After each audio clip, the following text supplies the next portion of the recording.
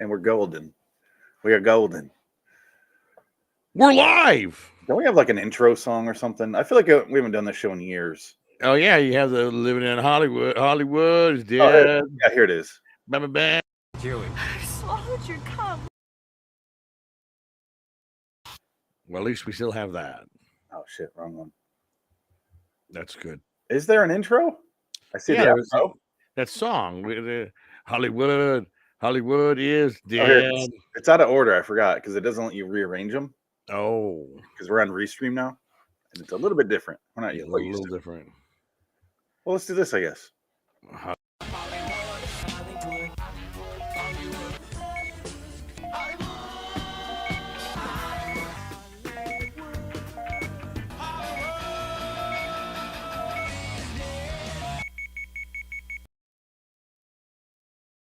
Hello, welcome to Hollywood is Dead 171. This is our 2025 winter movie catch-up, I guess we'll call it. And I put that into Microsoft Edge in their little Copilot thing to create my digital poster that I usually do. And look at what it created. How do we do this again? We just went over this. Nope. We're gonna figure this out eventually. Is this nope? How do we do that thing where you shared the screen? I have no idea. I don't know either. But I'll just do this. It's in the background. I can see it. There it is. I put in 2025 winter movie catch up, and this is what it created. Hollywood is Dead 2023. Flat out says 2023, and then it says the winter mauve catch up. Because this is the alternate timeline. We were never supposed to get this far. It's like we died in 2023. There's palm trees, yet everything is frozen. There's a demon on the moon from John Carpenter's Ghosts of Mars. That's a great callback. There's I see a witch in the corner. That's supposed to be Liz Olsen. There's a dog with a demon tongue. There's a Yeti. Yeah, there's a Yeti. There's a police cruiser that says Holly Sulker. Yeah. There's a little alien off to the left here. Going, Is that hey. It's a gay alien. A Galian, please. Galian. I'm here to spread the wealth. Everyone's driving on the wrong side of the road. It's very British. Yeah, even though it's Hollywood. Or it's This is Hollywood, London. I don't know what's happened. There's palm trees. Palm trees are very resilient. They can survive the Yeti frozen tundra. They can also survive the demon moon sun coming directly at us. Yeah, it's more like a demon moon. It's just reflecting the sun. So maybe it's an eclipse. Yeah, and it's either way, the face is the scary part. It's the blood moon with a demon face. And there's just trees willy-nilly coming out of everything. Have you seen the blood moon? You know what's coming. The blood moon says all. Yeah, I don't. It's kind of like you get a little bit of the, because we're talking about things we watched during our hiatus again. Sure. I did rewatch all of Game of Thrones, and it's given me a little bit of the Jesus here now.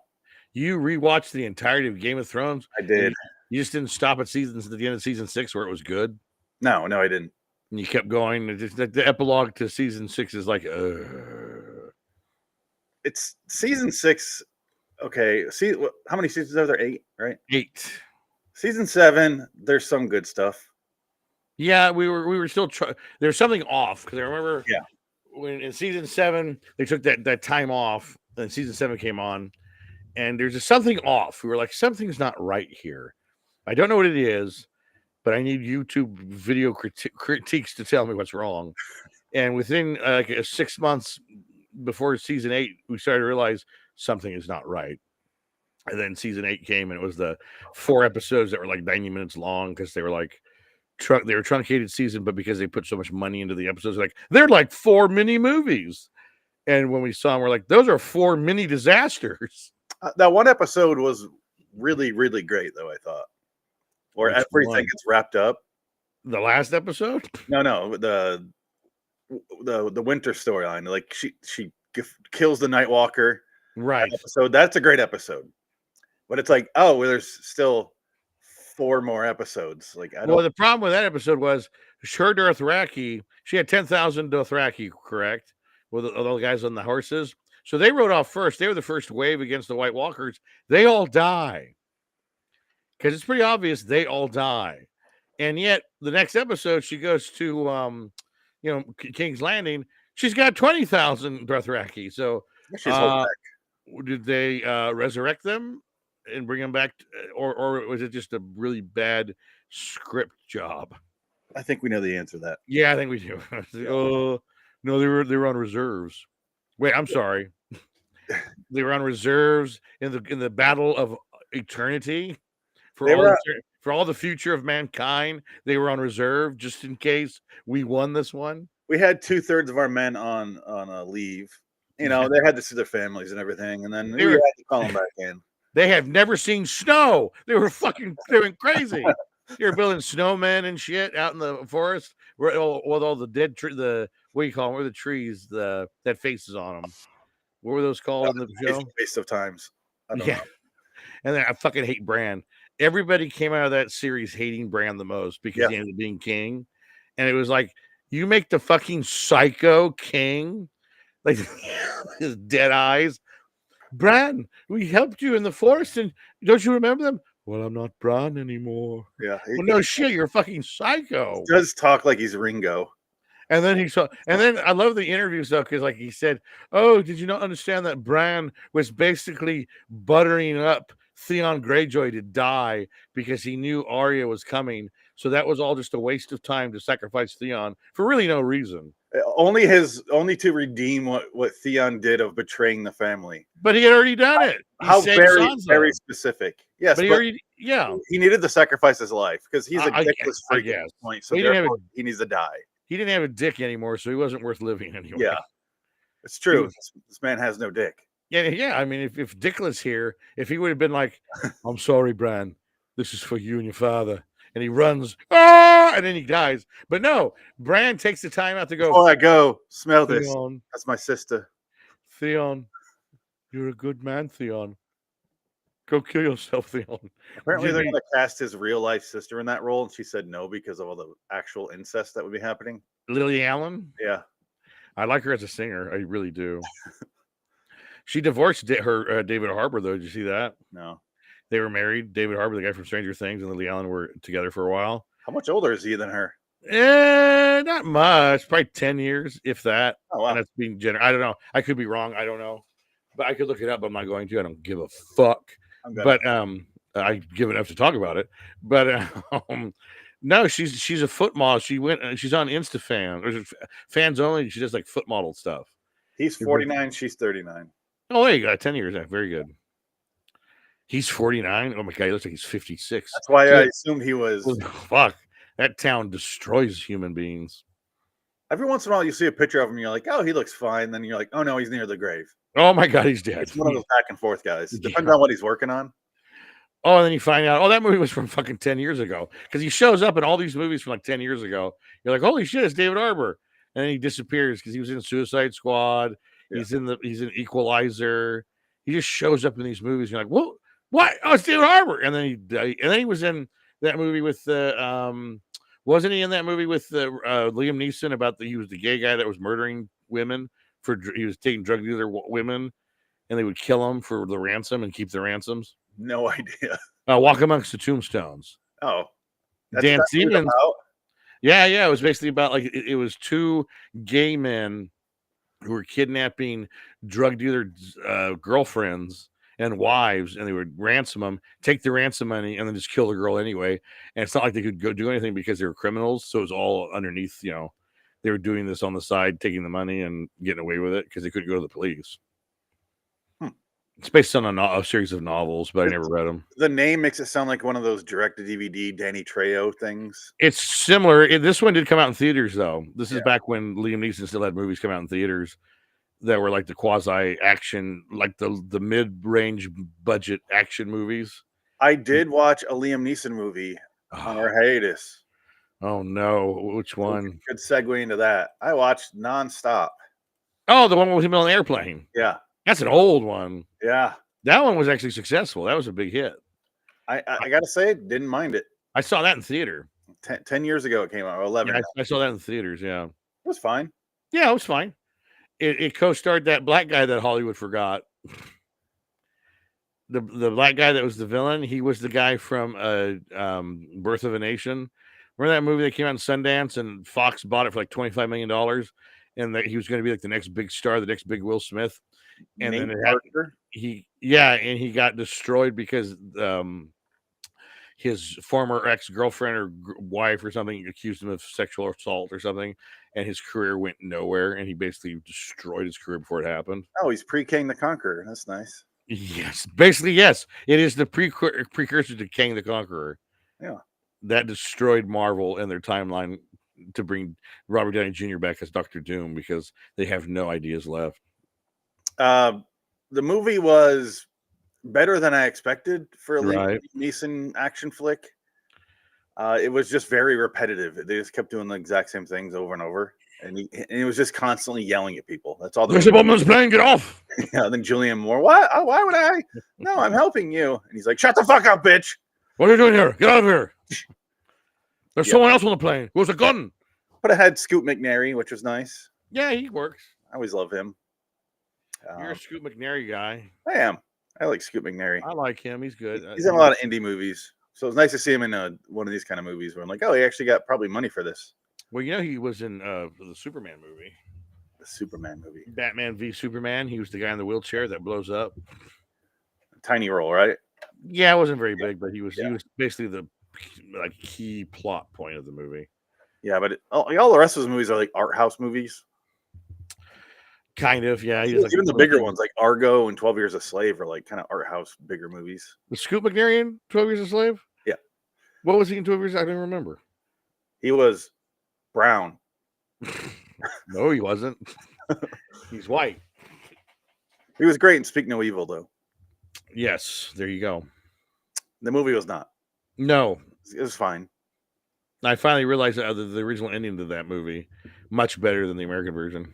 Yeah, I was gonna watch it before our review, but I didn't get a chance, and I was like, I'm probably never gonna watch it now. I just think they all get killed, right? I assume that's all. In the original version, yeah, they kill them both. Yeah, and they take because he doesn't do anything. He doesn't fight. He doesn't do anything. He's very passive, and that's why he says, "You did this to yourself," you know. Yeah. And they just blow him away. He gives him a chance to do something. He doesn't do it, and he kills him.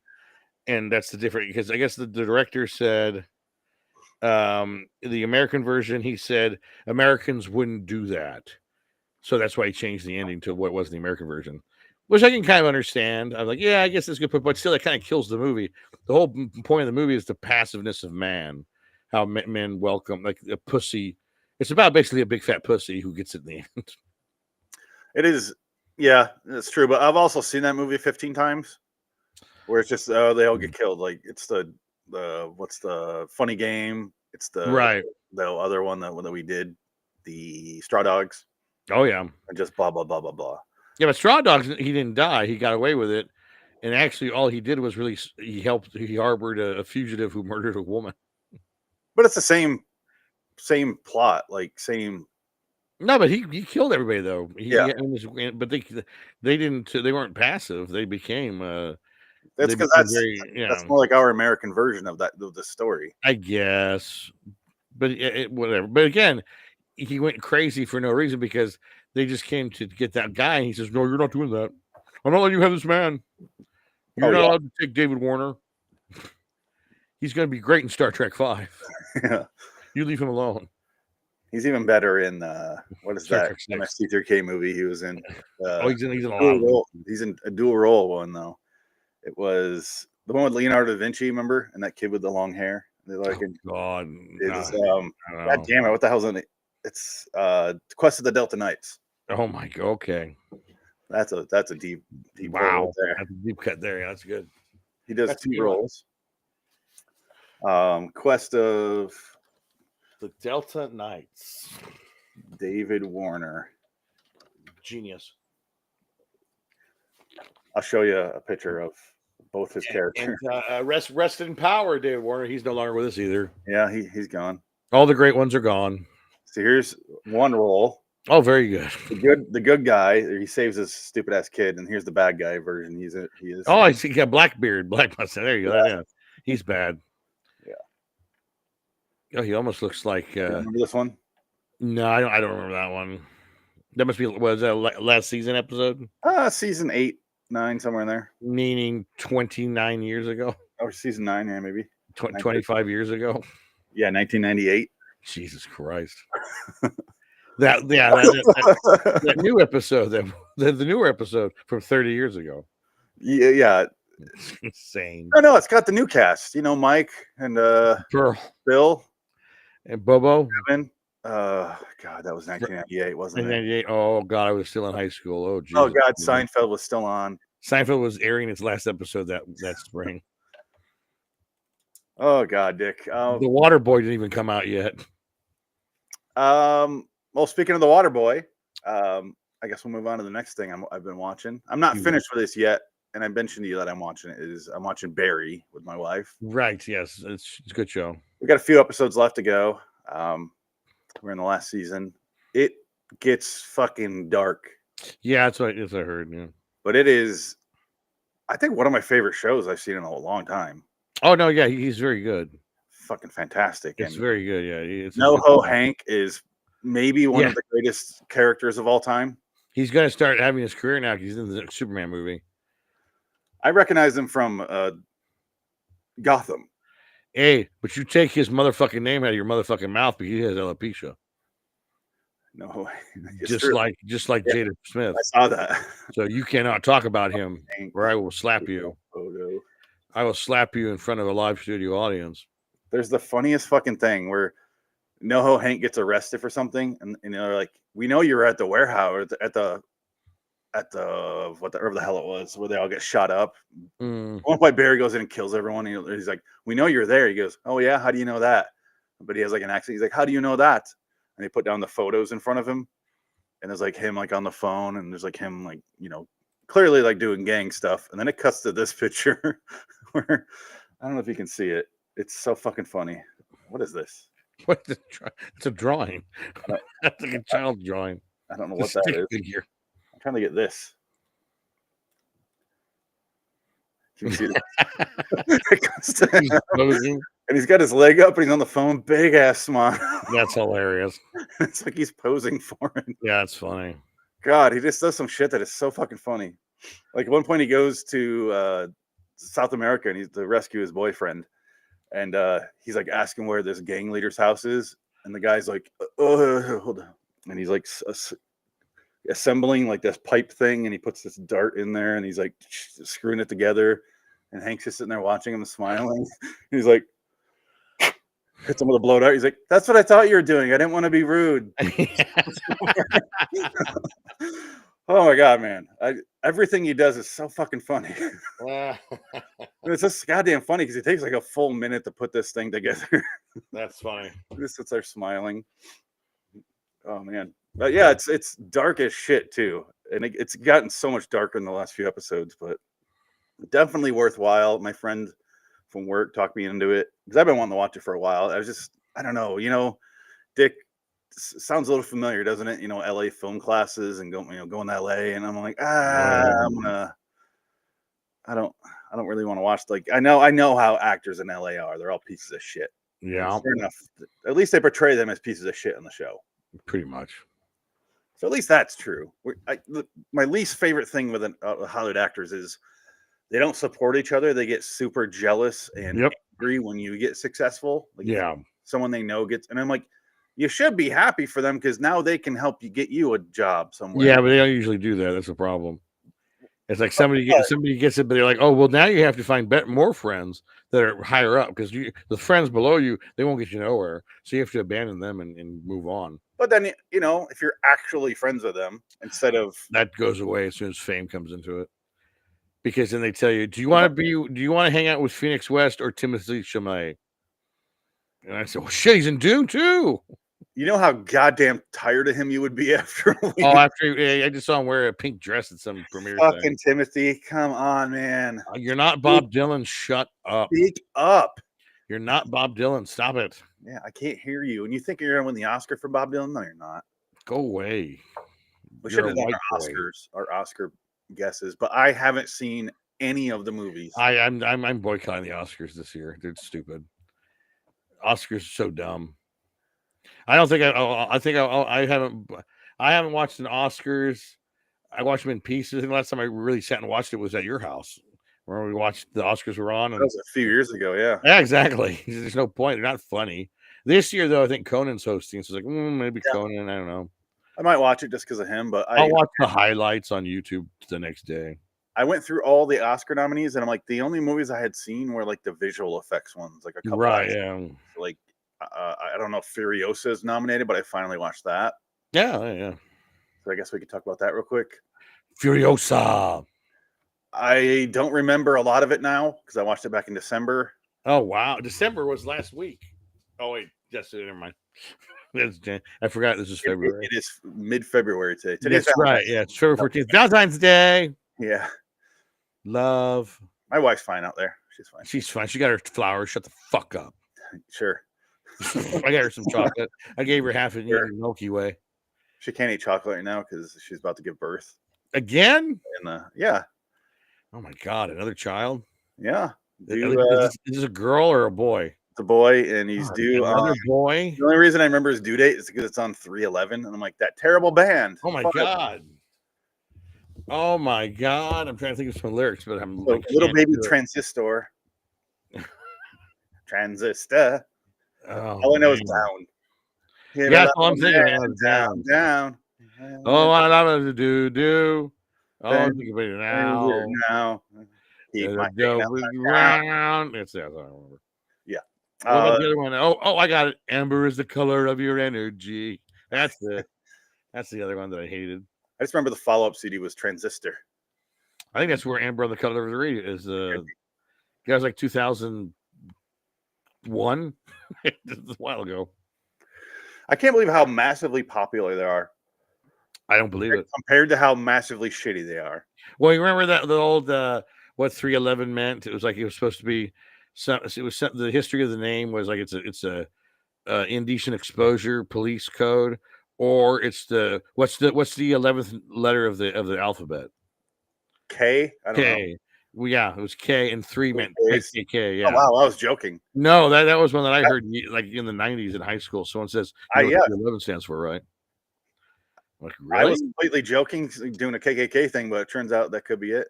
That was one of the theories I was given. E F G H I J K. Yeah. Yeah. There you go. The one guy is bald, isn't he, in the band? There you go. And he's with Rammstein now. 311. No, he's not. Okay. No, I made that up. There's a guy with a hat. Oh, no. Yep. He's a racist. Band photo. No bald guys. Damn. Oh, man. That's a band that didn't die of drugs. No, it's not like Smash Mouth. Oh, rest in power. You know what Smash Mouth though? He's walking on the sun. They have some good songs. He's walking on the sun. I played some songs for you, didn't I? Yes. They're fine. They're fine. They're perfect. The non-hit ones are good. They're not amazing, but it's like, oh, this is actually pretty decent. They're kind of an agglomeration of the 90s. Like that's what it is. Like that's what the 90s. You want to say, what was it like in the 90s? Listen to All Star.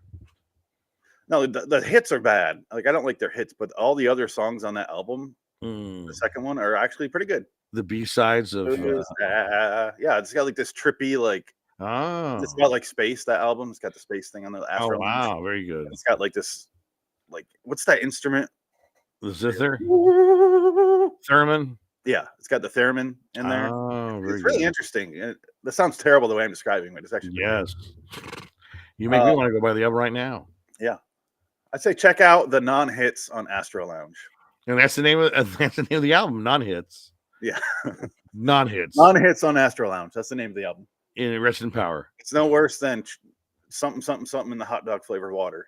Chocolate. Oh no, chocolate. Oh no, I know that album. Chocolate Starfish in the hot dog flavored water. Yeah.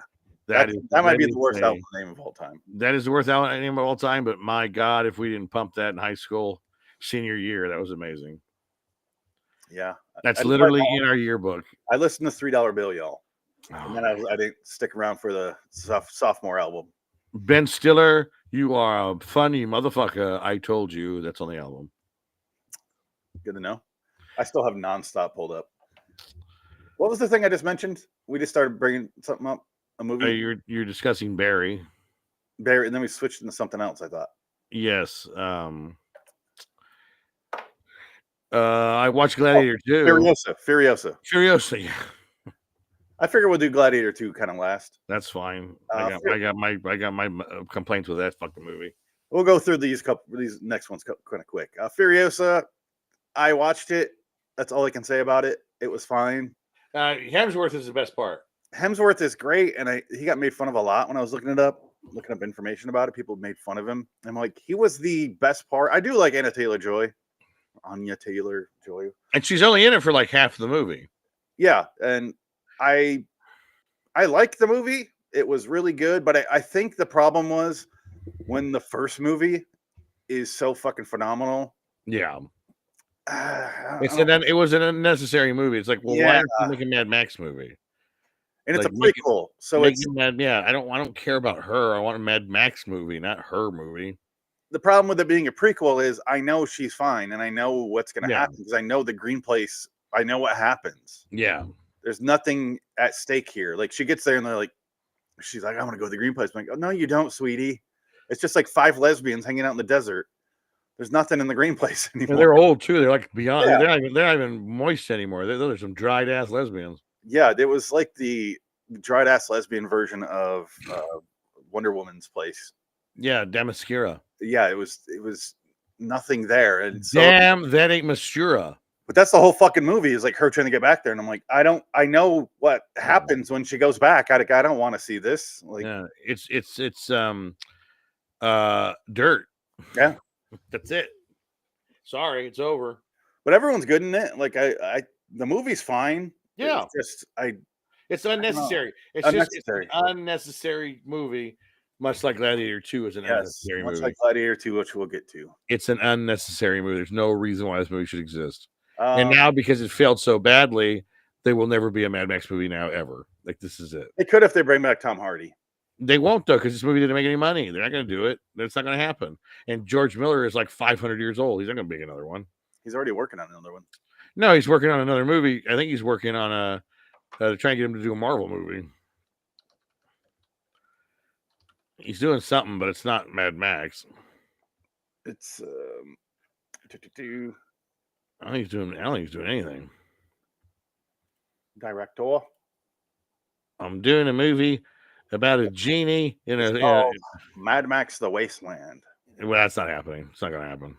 It will, because Tom Hardy's back. Not going to happen.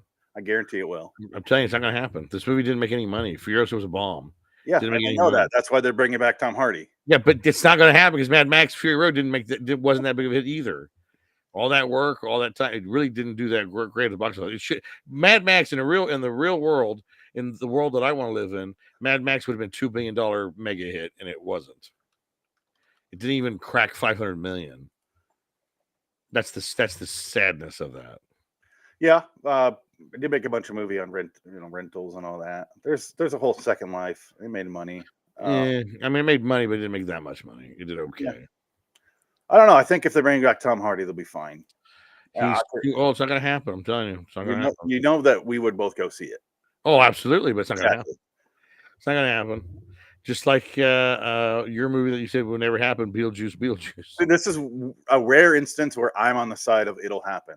Yeah, see, exactly. I always say no, that movie's not going to happen. Yeah, you can tell when I see something on IMDb, but I've learned from doubting George Miller because I remember when Fury Road was on there, I'm like, that's not going to come out. Then it did. Then Furiosa, I'm like, that's not going to happen. Because remember how long they talked about doing the Furiosa movie? Well, that's what I mean. It took too long. Yeah. You waited too long. The time is over. It's not going to happen. You think Hollywood is going to invest any money in a Mad Max movie? It's not going to happen. He's proven me wrong too many times now, so I'm gonna switch sides, and I'm probably gonna be wrong again. Hollywood is dead, and that's true. Who said that? We say it every damn time on the show, and it's true. Now it's really dead. Now it's like official because it was on fire. True. And it is done. They're trying to move Warner Brothers to Vegas. I'm a little pissed that all those images online were our poster of the Hollywood sign on fire. And it's like I had AI do that, and then everyone fucking made them was releasing them. Well, I remember living in Hollywood when the fires hit again, like because every year that I was there was fires going on because it's California now. The Hollywood sign almost burnt to the ground like 2010, like not that long ago when I was still living there. Because I remember the hills, the Hollywood Hills was on fire. Like it was going to get the sign, but they stopped it before it got to the sign. And that was this year when all the Twitter photos were coming out. They were saying this is an AI image. Hollywood sign's on fire. Come on, guys! Just everybody else is on fire. Yeah. It's just okay. Well, the Hollywood sign is fine. Hollywood Hills are fine, but the surrounding area where everybody lives is not. Yeah. It's I got a weird history with it. Not but there's a weird history of the Hollywood sign where it seems like they would protect that like crazy, but they let it fall the fuck apart. Yeah, years ago. Yeah, years ago. Yeah. And it took, and they still don't have a goddamn light on it. How do they not light that thing up at night? They light up. In Maxine, it was lit up. Yeah, in a movie, and it's like to the point where my memory was that it was lit up, and then I went back. Right. Yeah. There, and I'm like, huh. I guess it's not lit up, huh? No, I can't even see the goddamn thing. Yeah, and I was like, it's there because we got there at night, and I'm like, it's over there. You'll see it in the morning, I guess. You think with the major fucking landmark. Like, look at all these. I got these when I was there. Yeah, it's not even lit up at night. Why? What are you guys thinking? It's just bizarre. Anyway, real quick, a few movies I'll get through. I watched The Bike Riders. Oh yeah, you said it was boring, huh? Tom Hardy. Everyone's good in it. All the actors. Movie's fucking boring as hell. My wife we're just yelling at the TV like something fucking happened. Sucks. It's rare when she's on board with the hurry up, like do something. Yeah, she's really patient. You know, like I don't know. Have you seen Easy Rider? Oh, yes. Do you have that? Did I get you this? No. Oh, okay. Triple W. Yeah, witches, werewolves, and warlocks. No, but Easy Rider is a movie that you watch. If you didn't see it when it comes out, you're gonna be bored to fucking tears. The movie sucks. Movie fucking sucks. And this is no different. It was just so boring. That's too bad. I watched Red One because my mom put it on because she was Red surgery. What was Red One? Red One is that Santa Claus movie. Oh God, Chris Evans, and I didn't. I was watching it, and I'm like, I don't know what the fuck is happening. Yeah, it looked terrible. Then again, I was 2 days out of surgery, I think, at that point. And actually, it was when I got home from the hospital. Red One. I watched Afraid, the AI movie with Cal Penn. No interest in seeing that. I saw a Cal Penn movie. Better than it should have been, but it's a Cal Penn horror movie like The Grudge, so it sucks. Yeah. It's not good. Was it Cal Penn or John Cho? John Cho. How about that? Yeah, John Cho. I saw John Cho. I got the wrong other movie. Harold Kumar.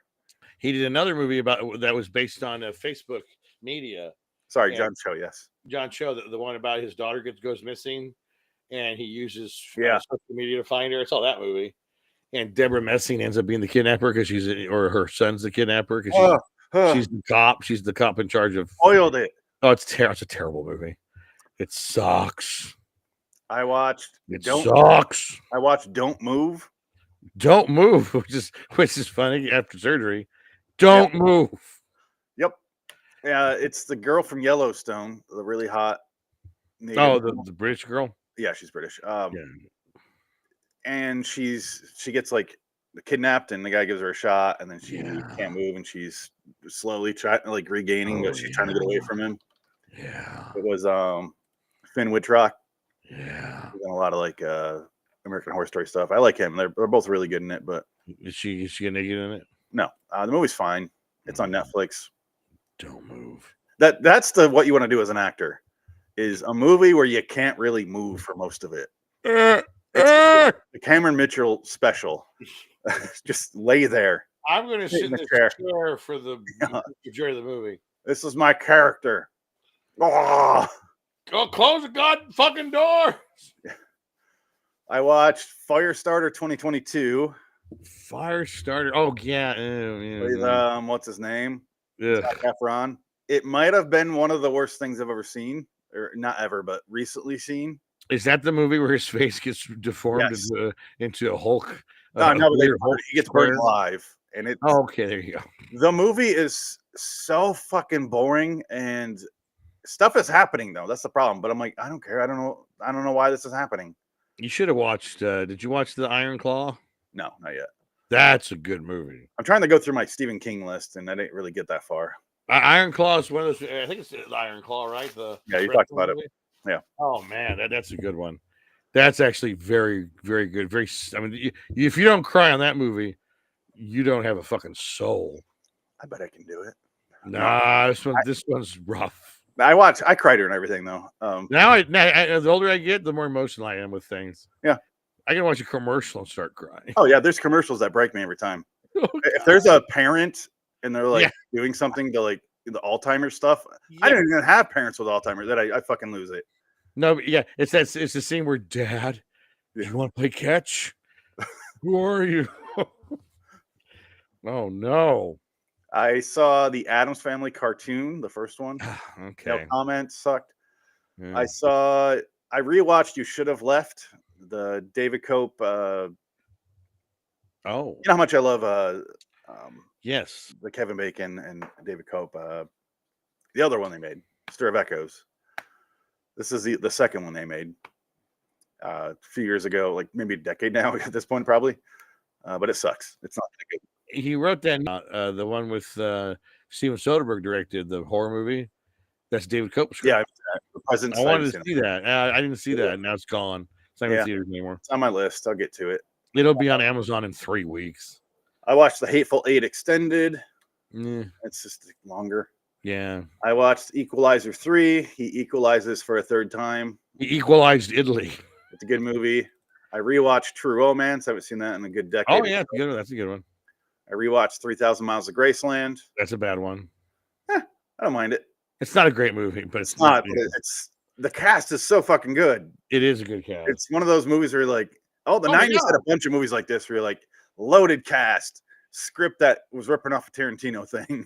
Oh yeah. And then nothing really happens. I do like when what's his name dies though. Christian Slater dies. Yeah. Part's fun. I watched Strange Way of Life, which is a 30-minute short on, I believe, Netflix. All right, that doesn't count. But it has Ethan Hawke and Pedro Pascal. Okay. And they're a gay couple in the Old West. Okay, enough. And it was a drama. Was it directed by Richard Linklater? No, it took 12 years to make. Pedro Almodovar. Oh God! Yeah. I actually liked it. Half an hour? That doesn't count. That's not a movie. I didn't say it was a movie. I said it was a short. I don't care. I would say don't watch it if you're homophobic and don't listen to the show, I guess. But yeah, you do see Pedro Pascal's bare ass, which is nice. Hey. Yeah. I guess we'll do The Northman next. I think he had a butt double. I don't think Pedro's too big of a star to show his ass. I think his face was in there too. His face was in Ethan Hawke's ass? Yeah.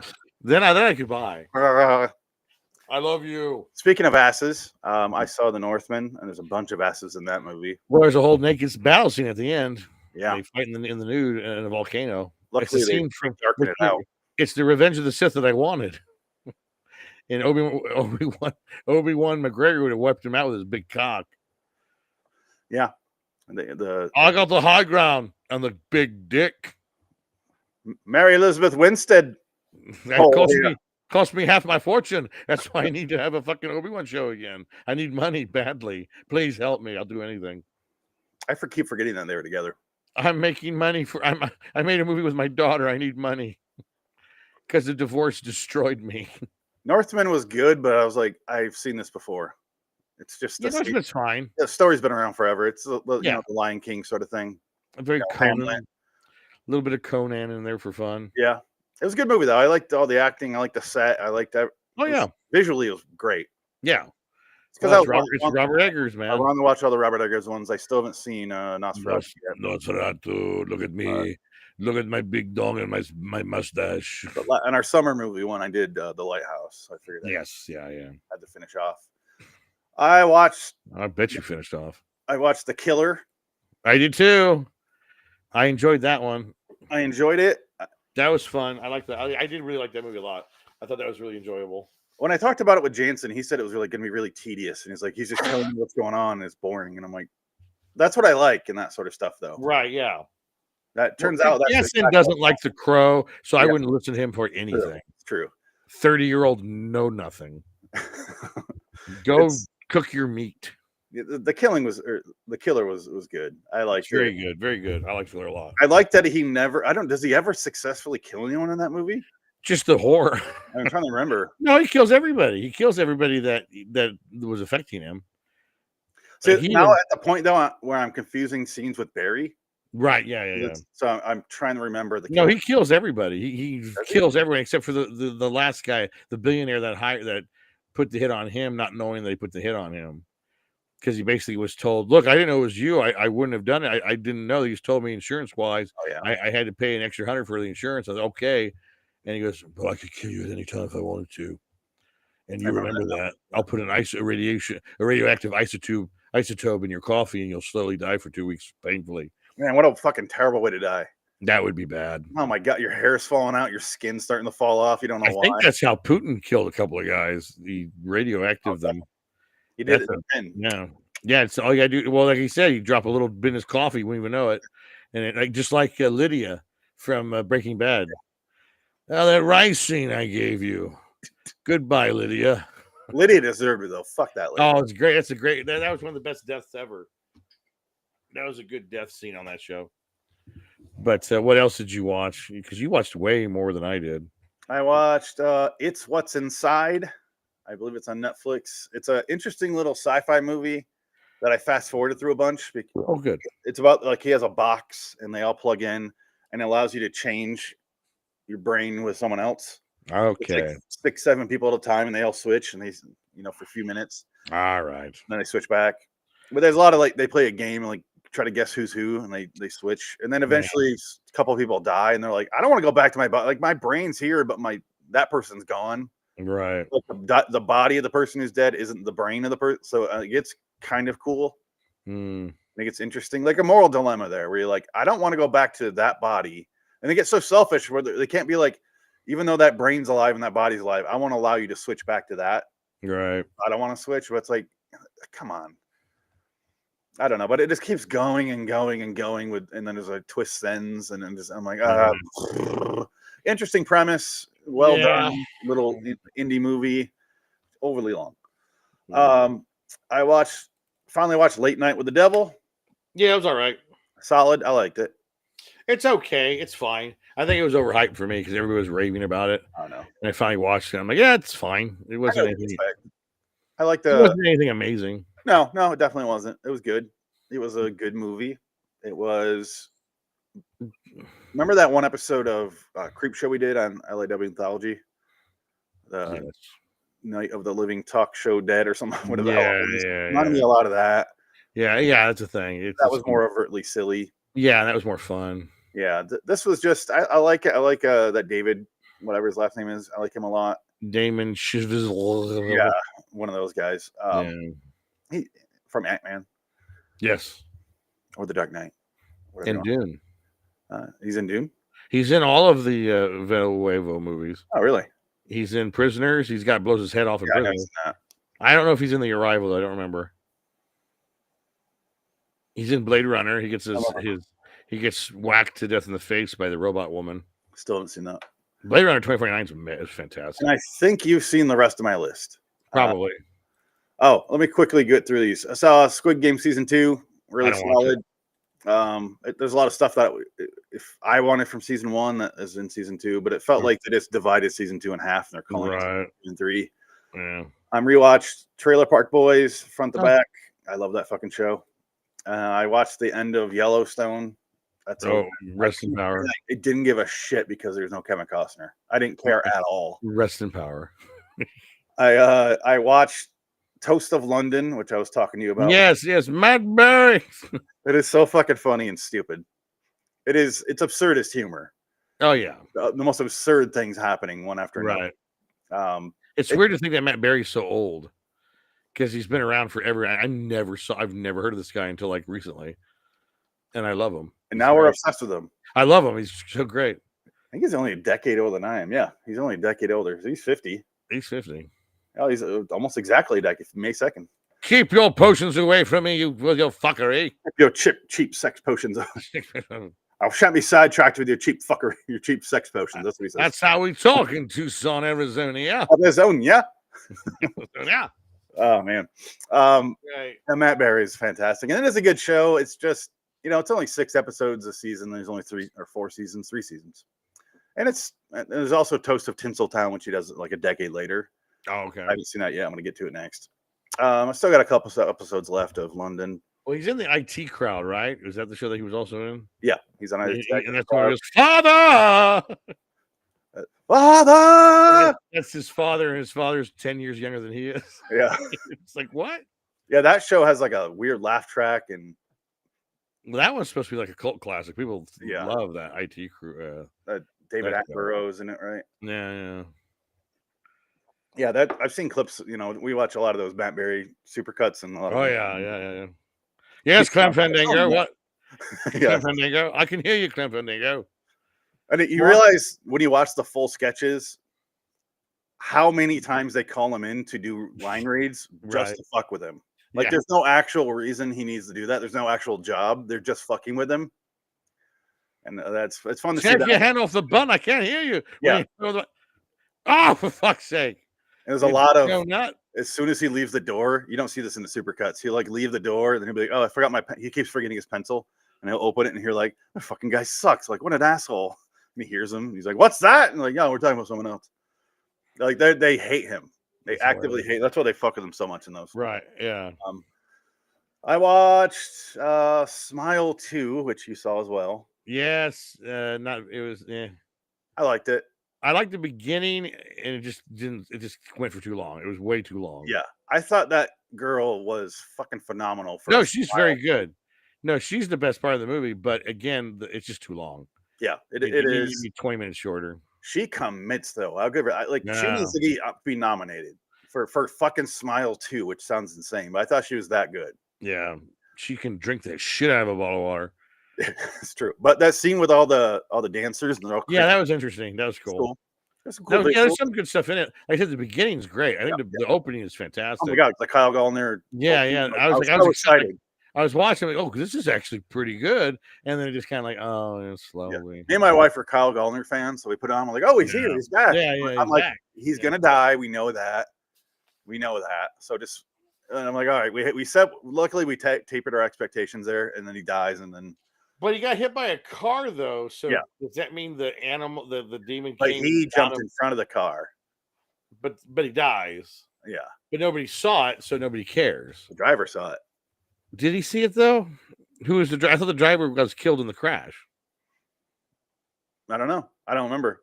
I don't remember either because I'm trying to think. The specifics are gone now. Yeah, because again, the whole movie is a lie because everybody she meets is a figment of her imagination.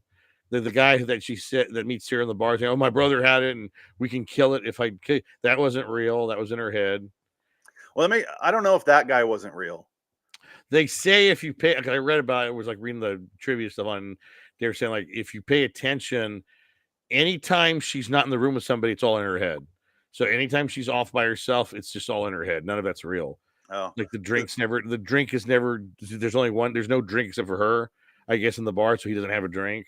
He's just sitting there, and there's just like there's subtle clues because they're so clever. Yeah, the only one that was like, oh, that was interesting was the best friend. Right, yeah. It's like, why the fuck are you calling me? And she's like, what? You didn't show up? And that was Jack Nicholson's son, right? The smiley guy that looks like Jack Nicholson. Yeah, it's really creepy when he smiles. All these great, completely fair hirings lately, like him and Jack Quaid. And Jack Quaid's good. I like Jack Quaid. They're both good. I think they're not bad, but I'm just like it's just nepotism run amok. But that's all Hollywood is now. Everybody's related to somebody. It's nobody. They're not giving any jobs to anybody that's going to be interesting anymore. And I don't want to make fun of Jack Quaid because I do like Jack Quaid a lot. No, he's good. I like Jack. He's on Regular Media all the time. He shows up. He's fun. He's funny. So I like Jack Quaid. He's a stream killer. Remember they gave it away in one of the episodes on Regular from Modesto. Is he? In the Modesto, no, in the movie, they're in Modesto. Oh yeah. That's where they go, and then they go to the Northern California, and that was not Modesto because that's not what our bowling alley looks like. I finally watched Beverly Hills Cop Axel F. We talked about that. Yeah, I didn't see it when we talked about it though. Oh, did we not? Oh, did we talked on text over it. I thought we talked about it on the show. There's too many similarities to Die Hard 4 for me, but I still enjoyed the movie thoroughly. It was just go to protect my child. Right. He takes down a helicopter. Yeah. Guy drives a big truck. Yeah. And I was like, there's so many similarities to the Die Hard 4. And John Aston died literally after that movie came out. Yeah. So that was kind of sad. I was like, oh, he looked old, though. He looked really bad. In all the interviews when they were promoting that movie, you got Judge Reinhold, you got Eddie Murphy, and you got John Aston. John Aston looks like he's just fucking on a ventilator. He's like, why am I doing this interview? Why am I here? I wanted Judd Reinhold to be in there more. Yeah, he's basically just he's the MacGuffin of the movie. Like, barely see him. I was like, I was looking forward to like, another team up, but he kind of does what he does in 3, which he appears at the end for the action scene. But he's sprinkled in throughout 3. I do know now why. Remember in Beverly Hills Cop 2, there's a poster of Cobra in his house? No, I told you that's the one I barely remember. Okay, well, Beverly Hills Cop 2, Judge Reinhold has a poster of Cobra in his home. So that's an inside joke. Because originally, Beverly Hills Cop was going to be Sylvester Stallone. And Sylvester Stallone rewrote the script. And the script that he rewrote basically became Cobra. So can you imagine Beverly Hills Cop Cobra being the same movie? Axel Foley taking on the guy from X-Files, the character actor from X-Files. My new world order, pig. I can see that. I'm going to kill you, you pig. I don't remember Cobra that much. Is that the shootout in the liquor store thing? Is that movie? Yeah, he goes to the story. It's basically, you're the disease, and I'm the cure. Okay, I'm going to be a hero in the new world, man. You're just a psycho to me. I don't talk to psychos. I put them away. That's what he said. That's a good. Hey, Cobra is. I love Cobra. It's a fucking ridiculous movie. Own it on Blu-ray. It's in my collection. Beautiful movie. I also watched. Dun dun dun. Yes, Beetlejuice times 2. The more I think about it, the less I like it. Yeah, when you're watching it, you're just kind of. First of all, the movie exists. That was wrong, apparently. When you're watching it, you're just kind of like, oh, there's an Easter egg. Oh, there's an Easter egg. Oh, there's that. There's this. Yeah. And then I'm like, there's nothing Willem Dafoe does matters. No. The subplots of that movie could be taken out completely. But I wasn't like mad or like overwhelmed with subplots when I was watching it. I was just kind of like, okay, well, I guess we're doing this, and this is just the same movie here, and okay. Well, it's the Spider-Man 2, the Amazing Spider-Man 2 problem. They had 5 scripts because it's been in development for so long, and they basically took all 5 scripts and they threw them in the air and they put them all together, catching them in the air. So there's 5 different subplots that don't need to be there, and the core story with the kid that's pretending to be alive who murdered his parents. That's the story. That's actually the Are You Afraid of the Dark sequence. Yes. Yeah. And Beetlejuice takes care of him. And Beetlejuice goes, you're fucked. Falls to the floor.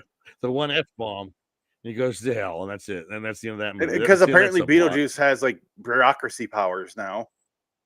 He just shows up when it's needed. Because he's him from the cartoon in this one. The cartoon, he would just do whatever. But I felt like in the first movie there was rules. There's a fucking book of rules in this movie as well, and he just does whatever the fuck he wants. He's fine. Make up your mind. And he marries her and then doesn't know the rule that I didn't remember what the loophole was, how she gets out of it. I don't remember either. Like I said, the more I think of the movie, the less I like it. It's fine. Good for Tim Burton to have a hit under his belt again with Michael Keaton. But that was awful. That was nostalgia bait 101. That's all it was. It's a nostalgia bait movie. It was fine. I liked it. Can Winona Ryder just go away? Do we need to have Winona Ryder in anything anymore? Can you just go away, retire, up her Stranger Things? Go finish up Stranger Things and Go Yeah, go shoplift get and never Baby come Gap, back. and then Yeah, go back to Old Navy, steal some sweaters, and call it a day. oh man, yeah, it's I like the only part of the Beetlejuice Goes Hawaiian script they kept was the Jeffrey Jones stuff where he gets Jeffrey Jones is featured Yeah. heavily in this movie, and that shocked me. I was like, he's fucking in this movie, even though he's a Yeah. claymation figure. cartoon claymation, Like throughout the and then entire a movie. guy with missing part of his entire I'm right here. It's like, Didn't oh it my feel God. like they killed the mom just to kill the mom? They're all snake. It's Yes. like, okay. I It laughed, was, but I but thought like it was funny. I think that was kind of that was fun, but at the same time, I'm like, okay, yeah. yeah, I was just like, oh, It was an unnecessary movie. This is going to be a trend for this episode. Unnecessary movies. I get like what you're saying. The main plot should have been that boy fooling her, the boy in the treehouse. Yeah. And this also goes Yeah. back to the Smile 2, where he wasn't alive. He Yes. wasn't really there. He killed his parents, and then Yeah. and there's a good reveal where you see that the parents are both dead. Yeah. Right. Yeah, And that should have been the movie.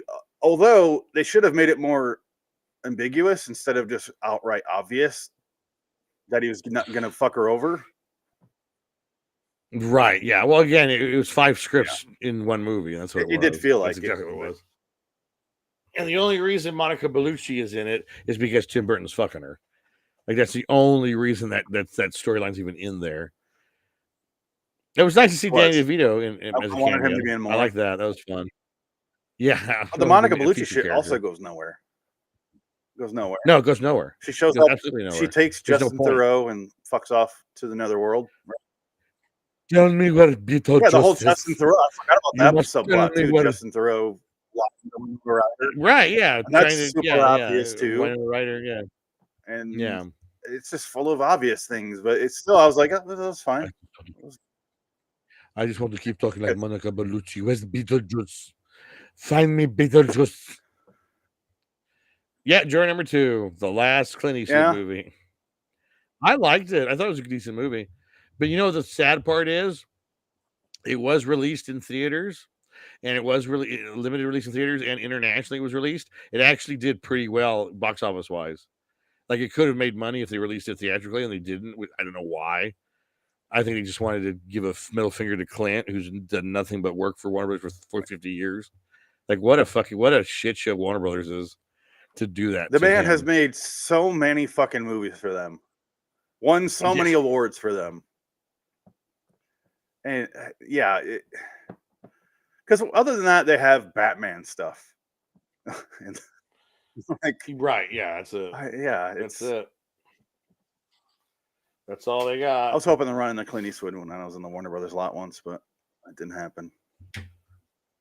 Yeah, I ran into Drew Carey when I was watching the Drew Carey show. Well, you ran into F. Murray Abraham. That's enough. He saved your life. But Journey number 2, actually not a bad movie. It was actually pretty good. I gave it a 7. It's a good movie. It's like one of those. It's like if it came out. It's like if it came out in theaters, I wouldn't have saw it. And I'd be like, yeah, I'm glad I saw it. It was the second best Clint Eastwood courtroom drama. No, third best. Sorry, the third best Clint Eastwood courtroom drama I've seen.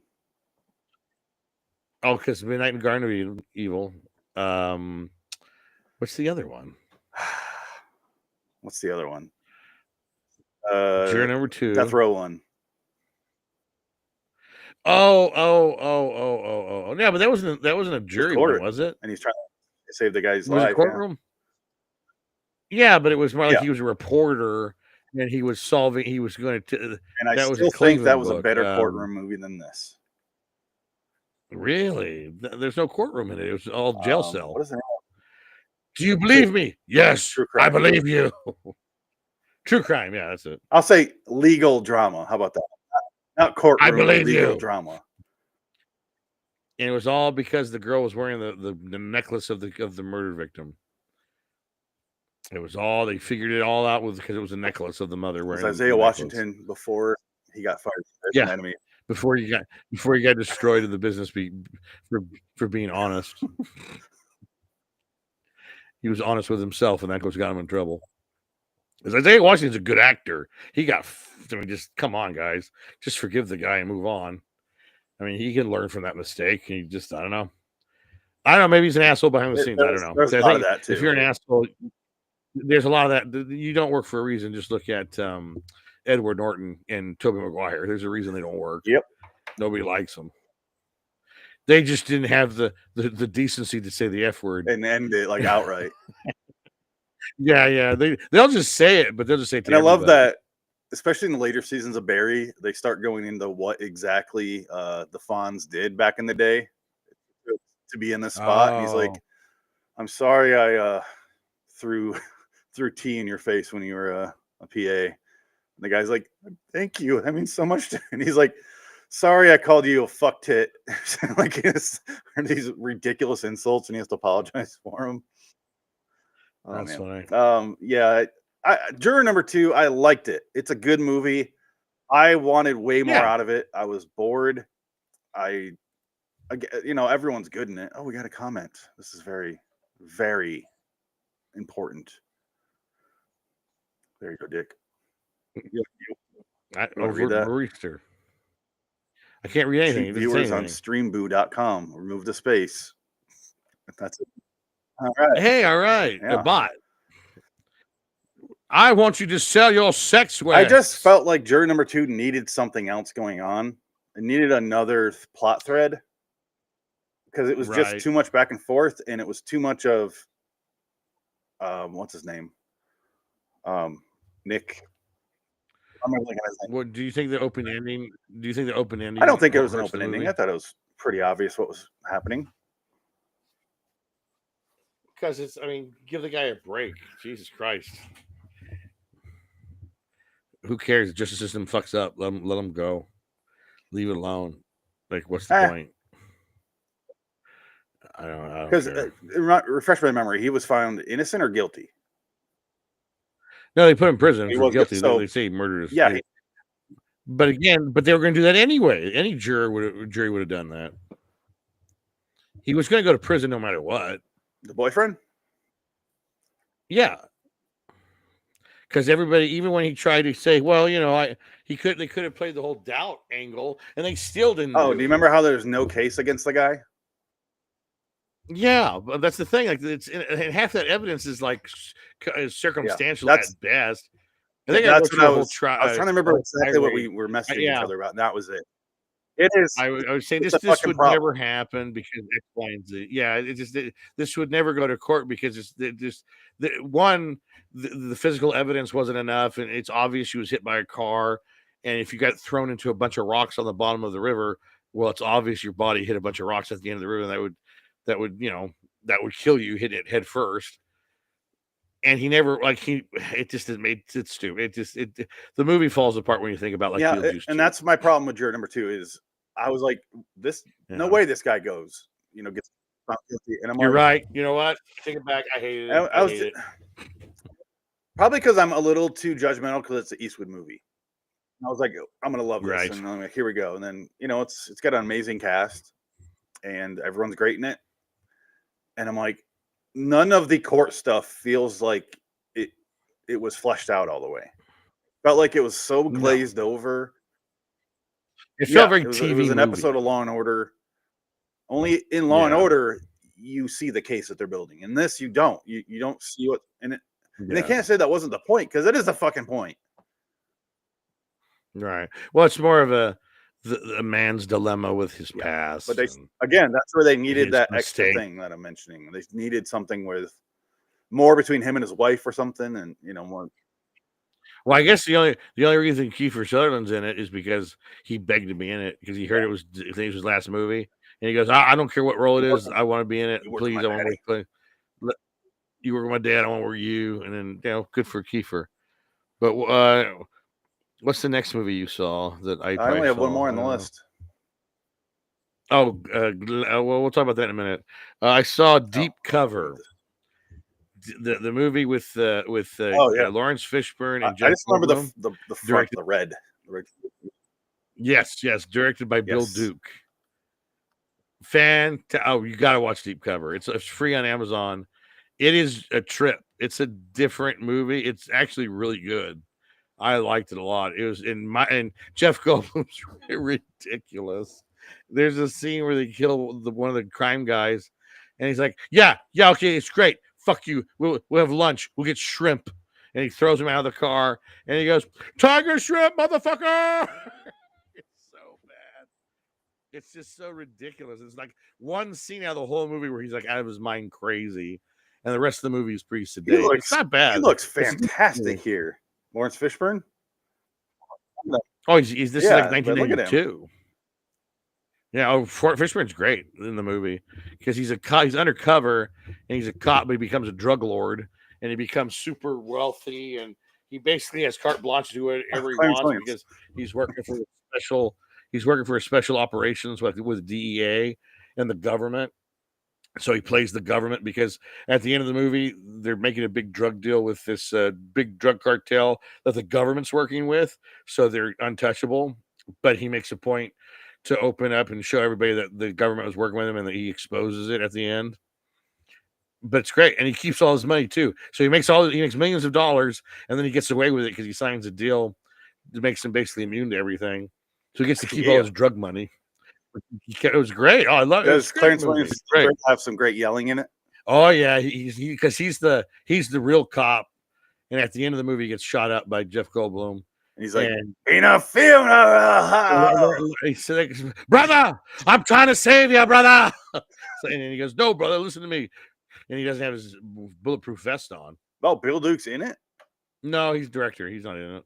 Oh, is this just behind the scenes? Yeah, it's behind the scenes. Okay. No, Bill Duke's great. Bill Duke is he's interesting.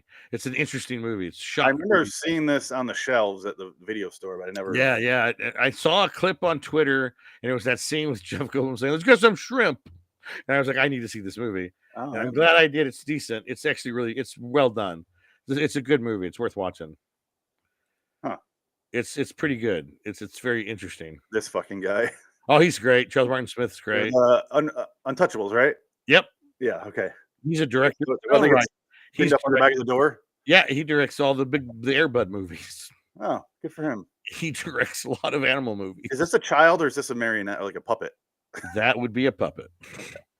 That's this guy. No, that's the scene where the Mexican lady that lives across the room from Lawrence Fishburne, she goes, "Why don't you just take my son? I'll sell him to you. I'll sell it to you for $50,000. Take him. I don't want him. To get rid of him.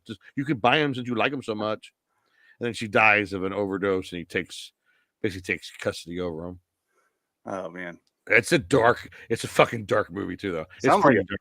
It's dark, but it's good. It's worth watching. Okay. Deep Cover is a fun movie. And I watched Persona. I finally watched a Bergman film. Oh God. Okay. It was good. It was very good. I enjoyed it. It's 90 minutes.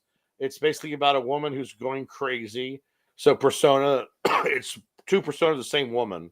And it's basically she's an actress who is depressed because she's a horrible actress. She's turned her back on her son, and it's about her dealing with that guilt. And it's interesting. It's very good. Very good movie. I can understand why it's a masterpiece, blah, blah, blah. I've only seen The Seventh Seal from Bergman. Yeah, I started watching that too. I watched half of that. That was decent. I like it. It's fine. I haven't seen it in a long time. But it's a classic. Yeah, it's fine. It's good. It's fine. I debated getting that Criterion collection of his. Oh yeah, like $200 or whatever. Yeah. So I didn't want to see Wild Strawberries and that. Crap. Yeah, I mean, I want to see more of his stuff, but it's like that's a commitment. Just sit and watch an art film. You're just like, okay, I need to watch it. I need to be focused. It's like a homework assignment. You have to kind of like watch it and be like, okay, I want to. It is definitely a blind spot on my film radar is the European classic directors. Right. Because I've seen Kurosawa movies. Yeah. The European ones I don't find that interesting. I love Kurosawa. Yeah. But did you see Rand? No, I didn't see Rand. Rand's great. Rand's really good. That's his 80s. That's later, one of the later ones. That was a very good movie. I haven't seen Rand. I watched a lot of them when we were living together in LA because Michael had a bunch. Yeah. I guess when I watched Seventh Seal, because he's one of those like European art house guys. Yeah, he's a snob. Yeah. I've only seen a handful of them, of those directors, and I like foreign movies, but I mostly like later foreign movies when they, I like their violence and I like their, um, uh, like Dog Eat Dog, Right. those kind of movies. Nine Queens is good. That's not European, but that's Spain, isn't it? That one. I like that one. And I know there's a bunch of good ones, but Bergman is very slow. Always slow. We recommend. I've seen Truffaut, Foreign Blows, and Yeah. although I mean they're fine. Foreign Blows is actually not a bad movie, but it's just like, yeah, okay, I saw it. I'll never say Bicycle Thieves. I was just gonna say I'm never gonna be in the mood to be like, I want to sit down and watch Bicycle Thieves. Yeah, exactly. That's the thing. I want to watch Visconti. At 8.5. I still haven't seen that. I need to watch Fellini. I still haven't. But it's 2.5 hours. I try to watch one movie from each of them. Yeah. And then I was like, I kind of judge them off that. Yeah. Like I went to film class. I saw film studies. I saw those movies when I went to college, junior college, and but I mean, they're, if you're a film person, you should watch them just out of respect. But Quentin Tarantino don't give a fuck about him. He's like, yeah, those movies are all right. QT though made a good point. He says there hasn't been a movie made since 2019. He says movies now aren't movies anymore. They just go right to streaming. They're not movies. They're not in theaters long enough to be movies. They just get released and they're on fucking your TV in like 2 weeks now. It's ridiculous. The only movies that are in theaters anymore for any period of time are Marvel movies and kids movies. And that's it. But then they come out. They're out in streaming like literally 6 months later. Like I mean, literally like right away. No, it's like it's 3 months. 3 months later. For the smaller movies, like even not the Marvel ones, but like the Disney ones, what they're doing is they're showing them a month after it debuts in theaters. It's on VOD, and then a month after that, it's on Disney Plus. That's right? Yeah, 2 months. That's it. Yeah. 2 months later, that's nothing. We saw Moana 2 in the theater, right? And then it's coming out. Now it's already for VOD. It's on the 21st of January because it came out on the 20th of December. I heard Moana 21st of February. It's going to be available to stream. I'm like, yeah, it's insane. I heard Moana 2 isn't as good as Moana 1. No, it's not. But one of her like cousins was a writer on the Moana TV show. Oh. He works for Disney, and he wrote the show, which got turned into a movie. So his name's on the credits. Oh, okay. That's fun. Yeah, that was a big part of the reason we wanted to go. That's cool. And we wanted to bring the kids and everything. It's good. Did they watch it? With it. Were they able to watch it in the theater, or were they lost interest right away? No, they watched it. Oh, okay. Nolan was sitting there because he loves Moana. Well, Nolan's what, 3 now? He's 3. So he could probably watch a movie. Yeah. No, 3 to 4. He can do it.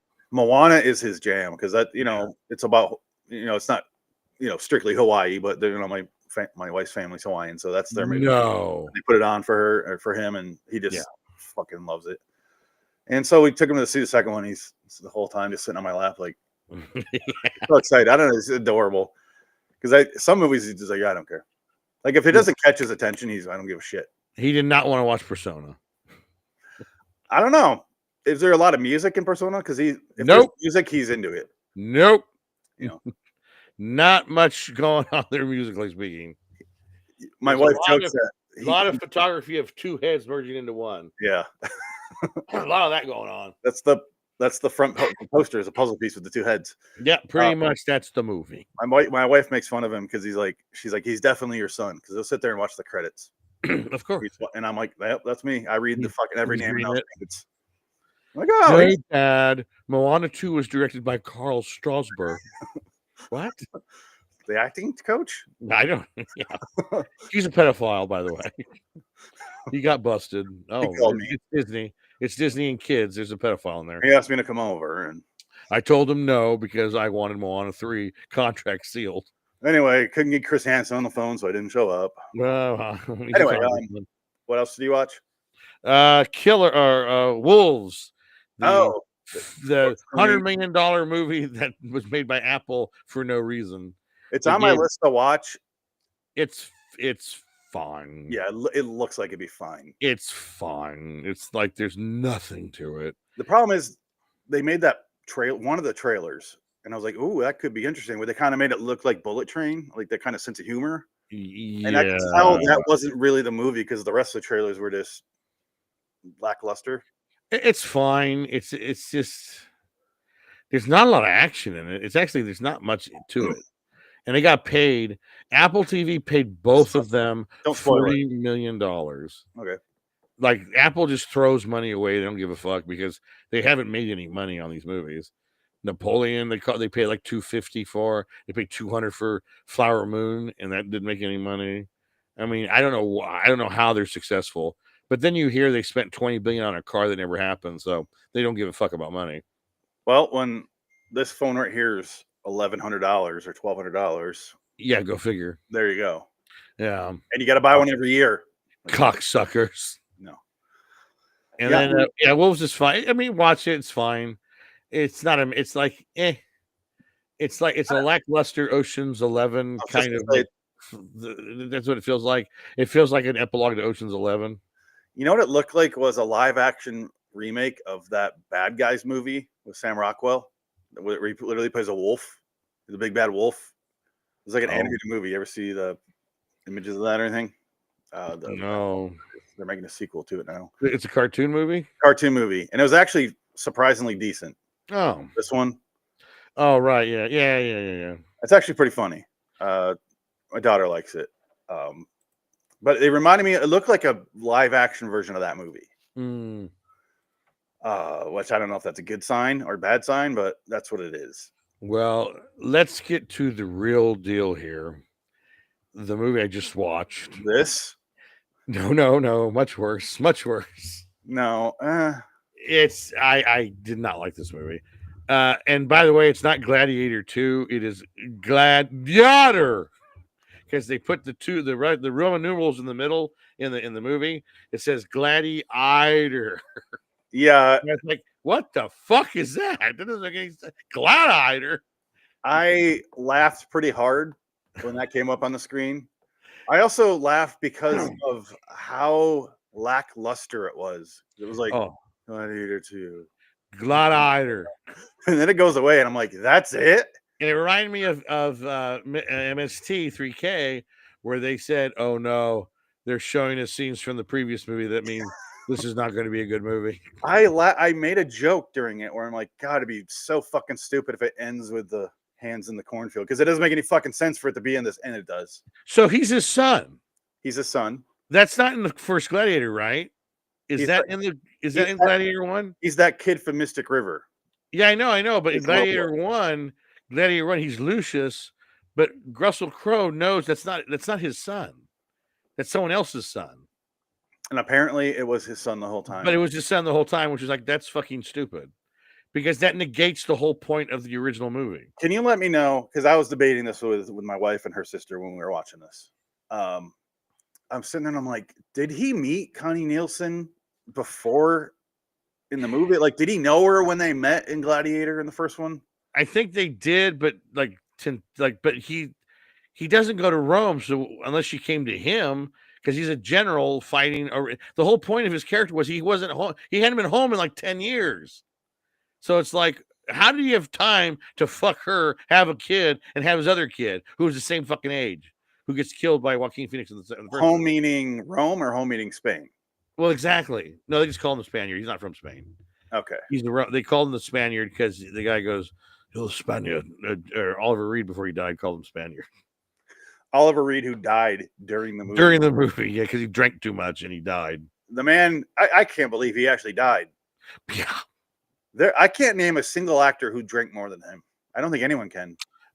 Peter O'Toole, Richard Harris, and Robert Shaw. Those three guys with him were like the Punch and Judy show. They would go out drinking like all night. Gary Oldman as well back in the day. Yeah, Gary Oldman. Yeah, apparently Gary Oldman was really good friends with David Bowie. Yeah.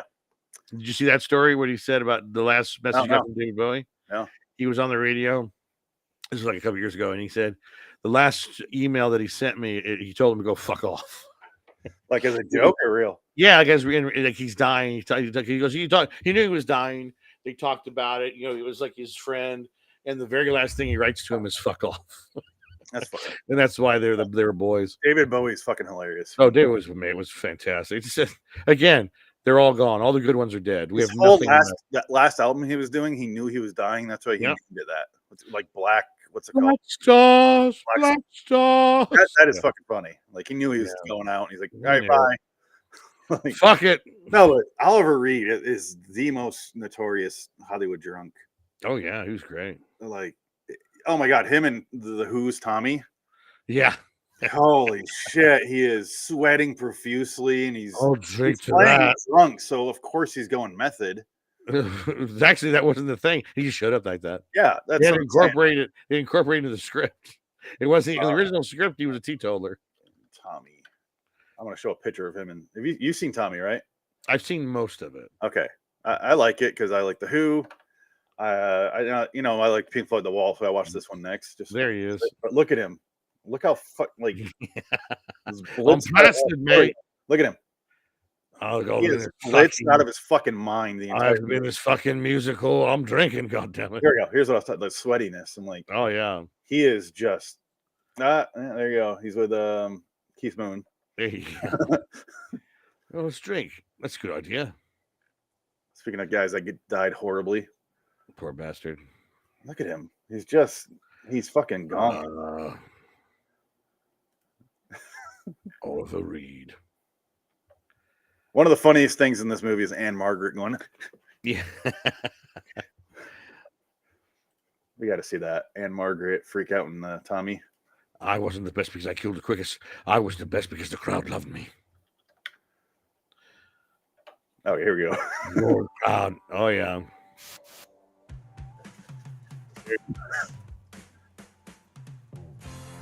This is amazing. Yeah, she's famous for this too because she danced like this in everything she's in. Yeah, like this is just her. This was her dick. It's only funny in this because it's Roger Daltrey going, and she's still alive, just staring at him. Oh, I thought Anne Margaret died. I think she's still alive. I swore she died. I think she's still around. Here it is. My eyes. The laser sounds. Oh my god, love it. Oh man, Anne Margaret. Anne Margaret. I'm pretty sure she's still alive. Wow, yeah, 83 years old. I swore she died. No, you're thinking Cupcake on the Wall there. She died. I know she died. I know she died. I thought Anne Margaret died only because I saw her in this, and I assume she's severely unhealthy. Just for that amount of shaking, she had horrible cerebral palsy. PTE. Yeah. I've had 17 back surgeries. She was married for a long time to the same dude. Holy shit. Oh yeah, no, she's been with the same. I think he's dead. Yeah, she was married to Roger Smith from 1967 until 2017 when he died. Yeah, that was a big one. So she's single. I'm gonna find her. 83 and single. Yeah, I'll take that shit. That Margaret's got going on. Even at 83, he was married to Victoria Shaw. So, sorry. Yeah, we need to move on. Gladiator. It's just a movie I don't give a shit about. I don't care about anything in the movie. It's boring. It's the villains. I don't care. They're nothing. They're not crazy enough to be exciting because they don't do anything in the movie to show off their craziness. It's like we're told they're crazy. Yeah, there's one scene where they show the craziness because Denzel. Spoiler alert for Gladiator 2. We're gonna ruin it. Denzel is pitting them against each other. Yes, gets one of the brothers to kill the other one. Kills Quinn, kills him, and then Denzel helps him and cuts his head off. Yes, cuts it out. There's some good stuff in the movie. All of it involves Denzel. I love Denzel with the head when he was moving the head. I'm saying, like, all the stuff. I loved every scene with Denzel. Yeah, and I think him doing that, the Coen Brothers movie. It's not Coen Brothers, but you know what I mean. That Tragedy Macbeth. Yeah, I want to watch that. Fucking good in that movie. I think he learned a lot in that movie of doing this kind of period. Right. It helped a lot in this. Yeah. Denzel is one of my favorite actors. He's probably my number 3. Yeah, no, he's good. He's good. Yeah. Whatever he's in, he elevates it. But just the movie itself, it's just like I don't care. And making him the son of Maximus destroys the first movie because that ruins the whole point of him being the gladiator. It doesn't make any sense. I get what they're going for, where they wanted to see that storyline, what Maximus set up in the first one, which is freeing Rome, and now we're actually seeing that his bloodline that takes over and does it and actually frees them. I get what they're going for, but it's so fucking dumb. But they never got free because it fell. Yeah, well, I mean, part 2 of Rome lived on till 1463, but that was the other part of Rome. That's Rome 2. Which that's the movie I want to see. You mean Rotuum? Roma 2. Rome 2. You ever see that Rome show on HBO? First season, yeah, it's very good. That is the most gratuitous titty fest. I watched no. Like, oh my god. Spartacus is worse. I haven't seen Spartacus, but Spartacus is hands down. Stars was like, oh, HBO? Yeah. Hold my beer. Like, it was like, we're going to show cock, gay sex, lesbian sex, everything. And Lucy Lawson is going to get naked and fuck chicks and guys, which was I'll be right back. Yes. And then House of the Dragon took over, and when they're like, we're not going to do any nudity, we're not going to put women down, and I'm like, all right, this is I thought there's too much nudity. I don't like nudity that much and stuff unless it's like actually serves a purpose. No, there was no point. House of the Dragon, I'm like, this is good. Like, there's very minimal nudity, and when it is there, it actually serves a purpose. And then one episode, it cuts to really? Literally a blowjob. Wow. And we're watching with my daughter in the room, and like I'm fine. John Cena, look away. Like, nudity's fine. John Cena, no, don't. A literal blowjob. No. And then the guy who plays one of the sons, he's like naked, and you see everything, and he's like, he looked just like,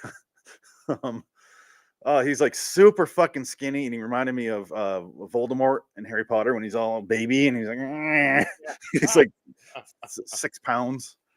Oh my god, it's disturbing. Anyway, Gladiator 2. Sorry. No, well, okay. Unnecessary.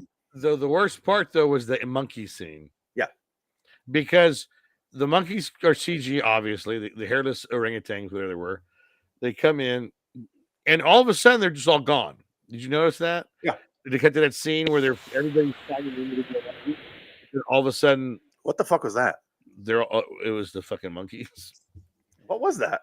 I don't know. I think we caught a ghost. I genuinely don't know what that was. I didn't play any sounds. Here's the monkeys. All of a sudden they're fighting the monkeys, and then all of a sudden they're gone. Like, nobody's fighting monkeys anymore. They killed like 2 of them, and I think we're supposed to assume they killed the rest off screen. Yeah, but then nobody died except for the one guy that just died because he was going to give up anyway. I will say this: seeing the rhinos was pretty fucking cool. No, that was cool. The rhino was the only cool part. Here's what you're talking about. Yeah, it was terrible. Gladiator 2. Gladiator. Yeah, these guys were hyped up and didn't live up to what I was hoping for. And I think this guy was supposed to look too much like Joaquin Phoenix. Yeah, he's got that prissy. I want more of Joseph Quinn, more of him. Yeah, there's nothing to them. They're just nah. Mediocre at best. The monkeys look terrible. Well, and the fact that they show them the first animals too. Yeah. Like, oh no, is this what it's gonna be? Ooh. I laughed. I laughed. I was just like, oh, this is ridiculous. I do want to say that I started the movie, and we're like, Gladiator 2. I'm like, yeah, fuck it. I need to get around to it eventually, so fuck it. Throw it on. Like, right, I'm with a group of people, we can make fun of it. That's how I felt. And everyone there liked the first one. We put it on, and I'm like, I look it up. I'm like, oh my god, I didn't realize Ridley Scott directed it. I thought it was going to be one of those follow-ups decades later, like made, those guys, those directors that they just get for this sort of shit. Well, the DP came out and said he doesn't want to work with Ridley anymore because he said Ridley was lazy on this movie. He said there was shit in the. He just says, "Yeah, we'll get rid of it with CGI." He said there's shit littered on the set, and he goes, "Well, we got to move it." Nah, Spielberg got to the same place. He's like, I don't care anymore. Yeah, they don't care. They don't care. Ridley Scott should just. I think Scorsese is the only one of that group that like really still gives a shit. Yeah.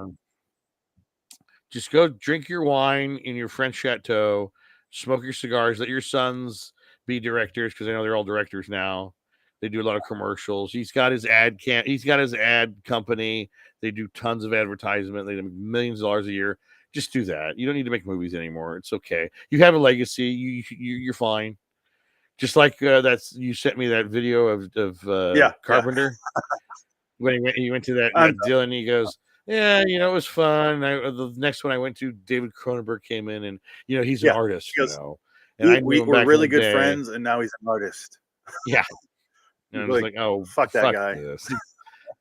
And then he just goes, I shared that other Carpenter one where he goes, I'm watching the movie and I'm like, I don't know what movies are anymore, so I'm done. Yeah, that's right. He's just like, I'm not going to make any more movies. And the guy goes, you're just going to make music with your son? He's like, exactly. I'm just going to make music. Fuck this. Give me my check. They gave me a check for the remake. I'm fine with that. That's why I thought he wouldn't do this. He just came off a big fucking movie, Napoleon. Why would he go right into this? Another period piece? I think he's afraid to die. He's one of those guys that don't want to die. Looking down his brother's lifeline going, I don't want to die like that. Well, his brother, the only reason, his other brother died too. His first brother died during Blade Runner. He lost his first brother, and that's why he was depressed during that movie. In that movie. But yeah, no, Tony Scott. Well, Tony Scott died because he was on pills. What movie was he making when Tony Scott killed himself? It was after Unstoppable. Yeah, that was 2011, so he's probably making American Gangster. No, American Gangster 2007. Way off. Yeah, no. I had more fun connecting the dots in my head of like, oh, Denzel worked with Tony. Tony worked, and I was kind of just doing that for a while, and I'm like, oh, Willie's still on. Yeah. I'm like, oh, he also worked with Ridley. Like he's worked with both the Scott brothers. He's worked with Tony twice, right? Or oh, multiple times. Tony Scott, they've done like Deja Vu. I forgot about Deja Unstoppable. Deja Vu, Unstoppable, 310, Taking of Pelham 1, 2, 3 with John Travolta. No, they've done more than that. Man on Fire and Unstoppable were the two I was thinking of. I forgot about Deja Vu. Unstoppable. Taking of Pelham 1, 2, 3, Deja Vu. I didn't forget about the movies. I just forgot. I didn't. Top Gun. Oh wait, that's all I was doing that. I'll fly your plane. I'll show you how to fly. Maybe I would like Top Gun if Denzel were in it. I can't stand that fucking exactly. movie. I got the Need for Speed. Let's go. Townwood, Scottsburg. Yeah. Because I also watched True Romance. So I was thinking about that too. I was connecting all these dots in my head. Yeah. Man on Fire is fucking fantastic. Great. Man on Fire is wonderful. Crimson Tide. Crimson Tide. There you go. I also like Enemy of the State a lot. Underrated. Enemy of the State was Will Smith, though. Underrated. Spy Game was no good. No, I like Spy Game. Spy Game's not a bad movie. Spy Game's fine. Do you like the fan? I like Spy Game. No, I do like The Last Boy Scout a lot. Last Boy Scout's a lot of fun. That's the nightmare movie that nobody liked working on at all. Everybody hated each other, but my God, what a ridiculous thing. Yeah. He like a bitch. And now Bruce Willis's brain is melting. I love all those fake pictures of him online. Anyway, Gladiator 2. I the whole time I'm sitting there going, this is just the first movie worse. With sharks. And it was cool when they filled it up with water and you see them floating around, but they got out of there quick. Like, they did not want to. Yeah, that was a quick. I was shocked. I was quick. Like, I thought that was going to be a set piece for like the middle of it. No, that was in the last 30 minutes of the movie. It was so we can't afford this anymore. You know how much those sharks cost? They board the boat. Scene over. You don't see they get out there and they throw some guys off and they kill them, and it's like real cool. It's like that was the one. Okay, so that was the one part that I liked was the scene where when the boats clash and all the wood ships, like the wood splinters blow out and they get the guys in the throat. That was the only part I liked of the movie because I was like, that's cool. I've never seen that in a movie where the two ships came and collide, all the wood splinters fly, and they get killed with that. But that was cool. But other than that, no thank you. I liked something Oscar Isaac when he's like puts a sword down. He's like, I was set up to do this. Like I didn't know that was not Oscar Isaac. Pedro Pascal. Again, that was Buttman. Pedro Pascal. We saw those two. We saw his ass. same fucking thing. Yeah, they're the same. No, but Pedro Pascal in an idiot gets hit with 1,000 of the most accurate arrows in yes, history. yes, They're like, yeah, yeah. all of them hit him. I love your father. There's I not loved your one mother. drunk archer that day. Oh fuck! I hit the other guy. No. Oh shit! Sorry, man. No, that came later when they shot the crowd. One guy let the arrow go and killed that The woman. woman who was doing nothing. Ah! And that was it. And then Rome That's fell. why you don't And then cock Rome your arrow. down. You don't knock your arrow till. Well, did you realize that the guy in that movie was the Hound? He has I was like, fucking it's the lines. Hound. Yeah, he's in it for 2 minutes, and that's it. I don't call him the Hound. Yar. He's from Hot Fuzz to me. Yarp. Yarp.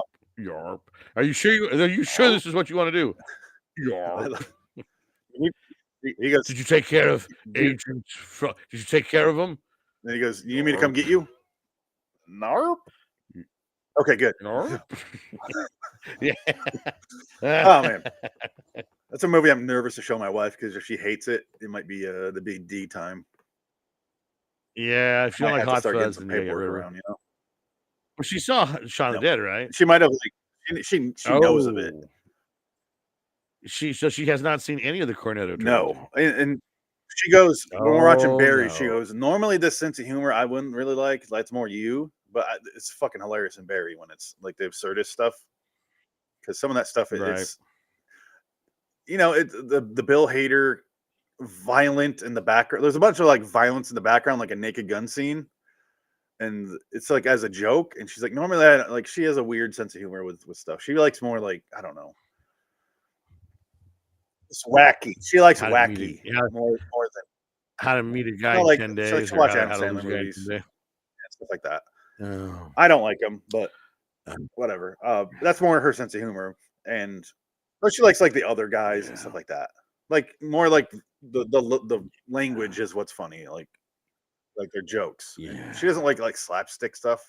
Although we reference Leslie Nielsen with a towel when he's Oh yeah, that's classic. Like that's one of the funniest things to her. That's fun to do with the kids. Yeah, she laughs. They love that. They love that.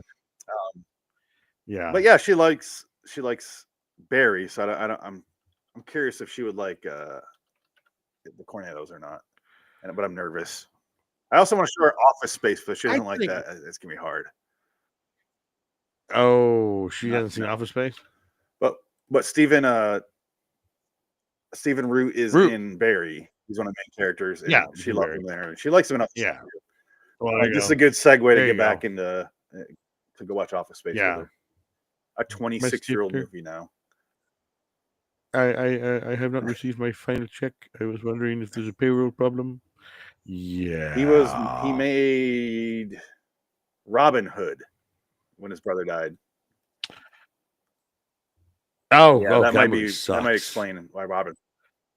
Well, no, Robin Hood.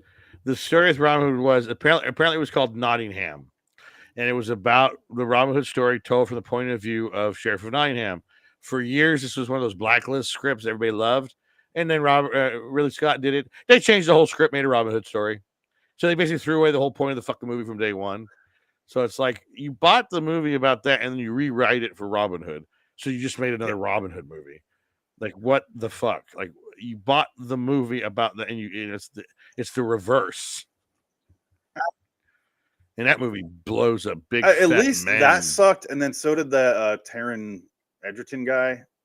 Is that his name? Yeah, Taron Egerton. Both of those movies sucked. I think we're done with Robin Hood for a while. Terrible. Well, and also they did the Robin Hood with the Guy Ritchie. Oh yeah, King Arthur was actually pretty good. Never mind. I watched it. And I like this. Yeah. I thought the violence was well made in that movie. Fuck. It worked well. I forgot about the Taron Egerton one with Jamie Foxx. Oh my god, that's right. I saw that on Max when it first came out. Did I watch it? I don't remember. See, that's the problem with Robin Hood. The only good Robin Hood is Robin Hood Men in Tights. That's it. Yes, and I'm not even getting Costner. Costner. Kevin Costner. Huge hit. Hit. Well, I mean, the only good thing about Robin Hood Princess Thieves was what's his name? Hans Gruber. Rickman. Alan Rickman. Are we done with Gladiator 2? Yeah, it sucked. I It was didn't think it was terrible. terrible. I thought it sucked. I thought it was terrible, unnecessary movie. Yes. Negates the first one. Makes no sense. Didn't like it. Move on, and that's all. I did think it was funny that he dies. Denzel dies exactly the way he dies in Macbeth. Tragedy Macbeth. He gets his hand He cut gets his off. head cut off. Yeah, his head cut Yeah, off. but it was the same shit at the end. But oh my god, in Macbeth, it's fucking hilarious because it's the guy that plays Dr. Dre. What's his name? In Straight Outta Compton. He's also in Walking Dead. The black dude. I can't remember his name. Oh. I don't know why I'm blanking on it, but I'm looking at Ridley Scott's directorial list, and it's like he directed his classics, back in the 70s and 80s, and then it's like 4 movies, and then one really good one, and then 4 movies, and then one really good one.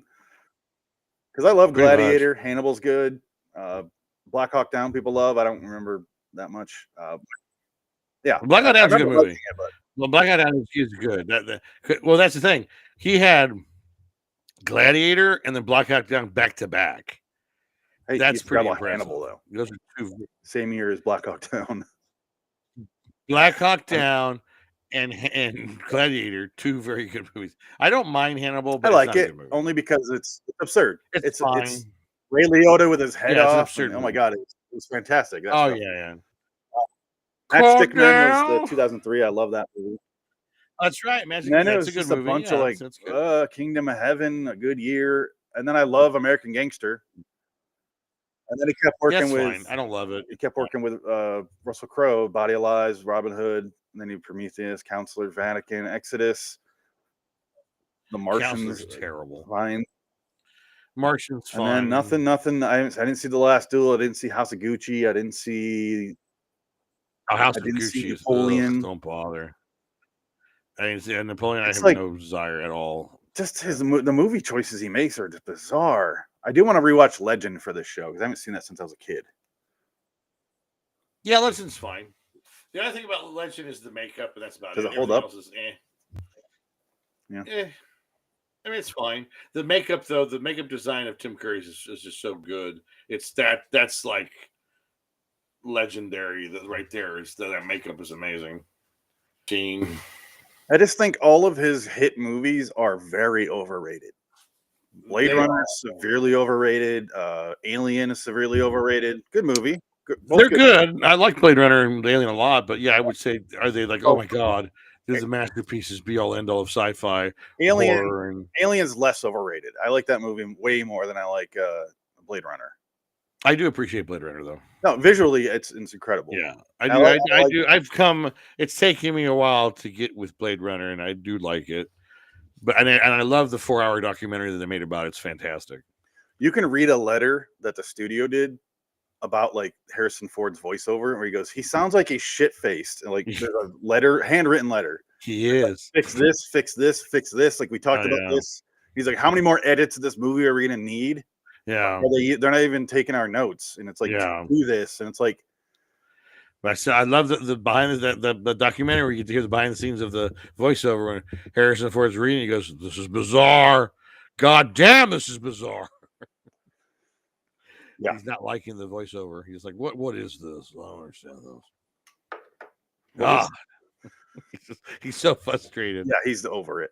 This is bizarre. God damn, this is bizarre. Oh. And part of the reason I forgot that Ridley Scott made Gladiator 2, I didn't realize it, was I kept thinking he's dead. Yes. He's one of those directors, like every couple of years, I'm like, didn't he die? Like one of those guys. I'm like, oh, he's alive. He's still alive, still kicking. He's working on Dope Thief, Race, The Broken Land, The Dog Stars, Queen and Country. He's doing the Keanu Reeves band movie? Dog Stars? Yeah, The Dog Stars, yes. Whoa. Oh, it's got Guy Pearce. By the way, did you see they're going to do another Matrix movie? Oh, let's do this then. Switch over to new and upcoming. Ugh. Why? I don't know because I gotta say though, did you watch the fourth one, right? Yeah, I don't remember it. I had to watch it twice, and I put it on just because I needed something to put on in the background. So I'm like, fuck it, throw this on. And Right. the fourth one doesn't bother me. Like, it's not good. Well, it's again unnecessary movie. And that's more what we're getting toward is it's not that Hollywood's dead, it's that Hollywood's unnecessary, which I never. That's a weird thought. Like, I just watch YouTube. I don't watch any movies anymore. I'll watch old movies, but I don't watch like new movies. Yeah, like I said, if it premieres on streaming, I'll watch it. But I'm not going to go to the theater. I'm just like, eh. I tried to go to the theater the other day. I wanted to go see Companion, but I was like, because I was trying to sell this trim I got left over from a job. They gave me a closet doors. I put the closet doors in, and they gave me all this trim left over, which we didn't pay for. So I was like, well, what the fuck? So I'm trying to sell it online on Marketplace, and some asshole, I'm going to go, yeah, I'll come and buy it, but 12 o'clock. No, I have to do it later. And he comes, he doesn't buy it. He goes, oh, this isn't what I thought it was. Well, get the fuck out of here then. Fucking waste my time. And that killed my ability to go see Companion. So now I'm just like, fuck. And now that movie's going to be gone. Because Nosferatu, the only time it was playing in the theater over here was it was an IMAX screening, but they only had it at 7 o'clock, 10 o'clock, and that was it. Yeah. We're going to see, next week, we're going to see The Monkey. Yes, I'm excited for that one. That one looks great. That's our date night. Because we're going to go before the baby comes. So that's going to be a fun movie. Yeah, I'm looking forward to it. Theo James is in The Gentleman Show is so fucking funny.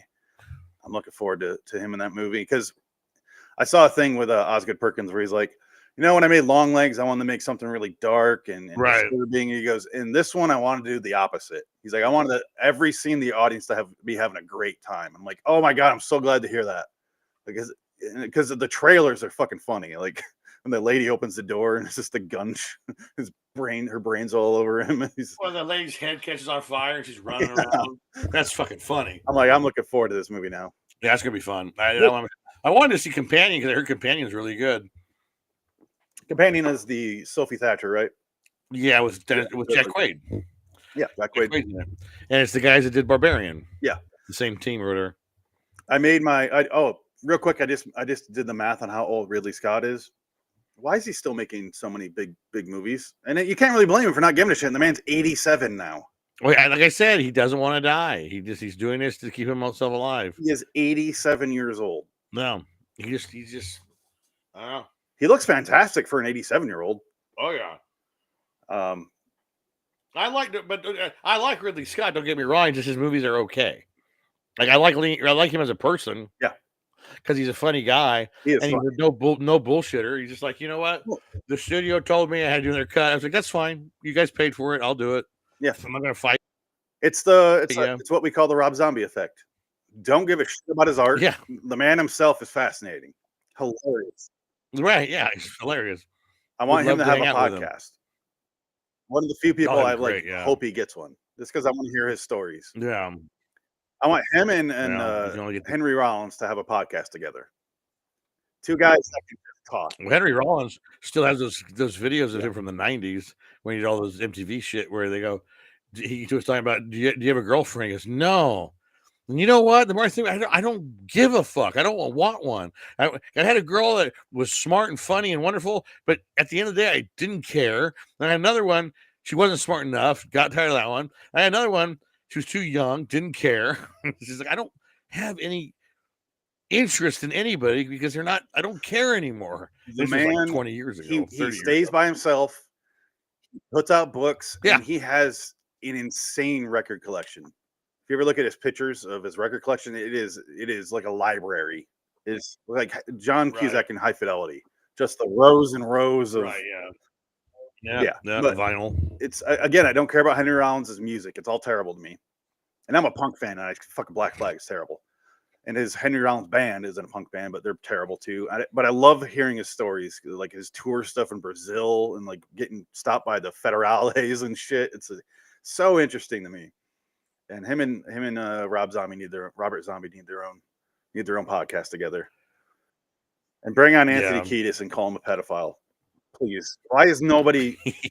The man wrote in his book that he fucked a 14-year-old girl whose dad was a sheriff.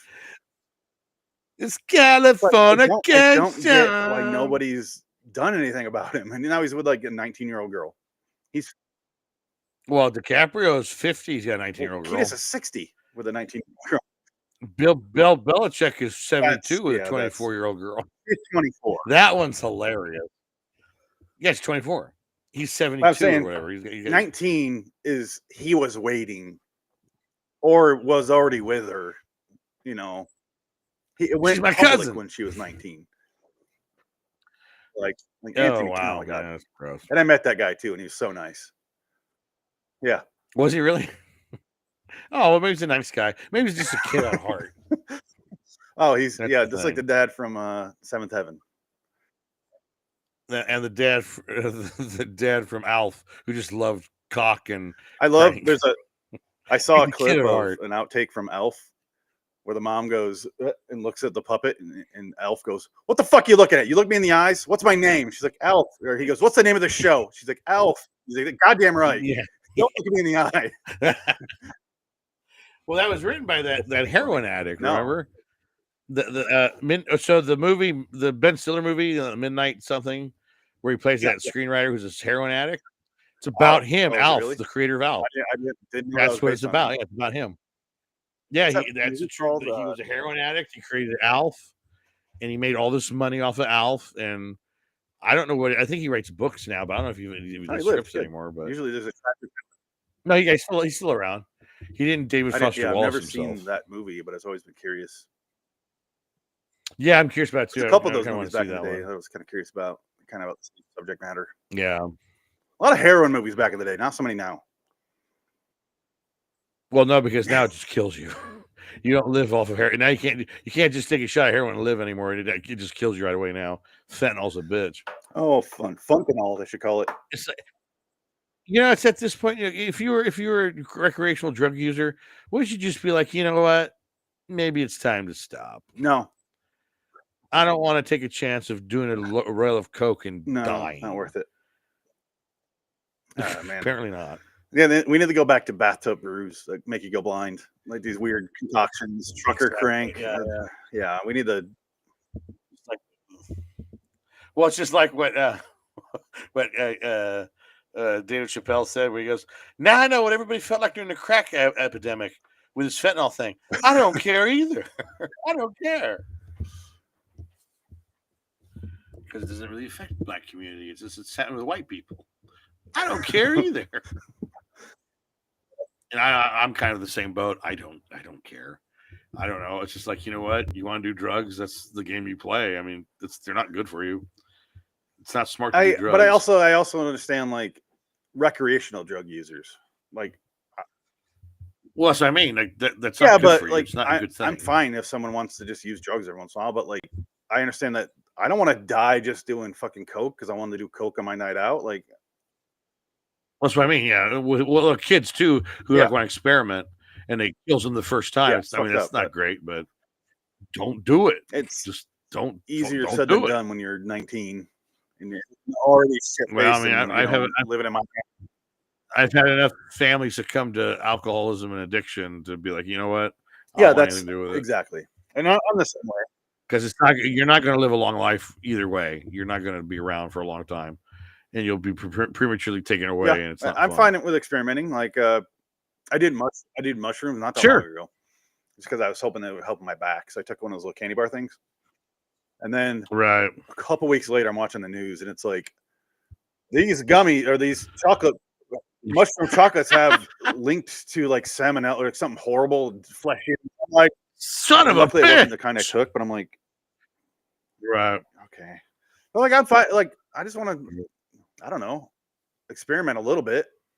I'm not going to do heroin, and I'm not going to snort anything. But like, yeah, I'm on the Rod Serling train when it comes to drugs. It's like, I don't need it. I don't need to experience anything. My imagination's enough. I don't need to go beyond that. Yeah. I'm already fucked up enough in the head to not have a chemical help me. I'm curious about LSD only because I just want to see the shit that you see. But also, I know with like trauma, I don't think I'd have a good trip. Well, that's why you gotta do my ayahuasca or whatever. I didn't have a good childhood, so I don't think my trip will be fun. Well, that's the thing. You do the ayahuasca. Is it my ayahuasca or ayahuasca? What is it? Ayahuasca. You do that to forgive yourself, and like it actually is a healing thing. That's what I've heard. Everybody who's had like bad lives, like they take it, it's like it cleanses because it's like, oh, I've come to terms with everything, and this has freed my mind. And I mean that's a good thing if you can do it. But I mean I'm not going to do it, but because I don't want to. I'm good. I don't need to talk to myself from 20 years ago. I was the same then. I also have the outlook of because childhood sucked, and I'm like, I don't like if I was given the option to go back in time, I'm not doing it. I don't want to go back. No. I like where I'm at now. I knew when I was 10, I would like being 40 more. And I do. And I'm 40 and I like it more than when I was 10. I like it better than 20. I feel like I have shit in order. Like I'm not perfect, obviously, but I feel like I can handle my shit better than when I was 20. I didn't know what the hell was going on when I was 20. Yeah. We were just flying like we didn't know what was happening. Fuck no. If we would have been paying attention, we would have made it. And that's why like when we were in LA, I'm like, I don't think I'm gonna like the people I have to be around and who I have to become to make it here. So it's not worth it to me. And I was like, I'm out of here. Exactly. I think that's the truth. Yeah, that's the truth. And I don't regret that decision. That's why watching Barry, it's like, oh my God. It's so they never changed. Yeah, it's the same fucking people. It never changed. Well, now it's going to change because they're not going to be there anymore because it's all burnt to the ground. So now they go to Austin or Vancouver.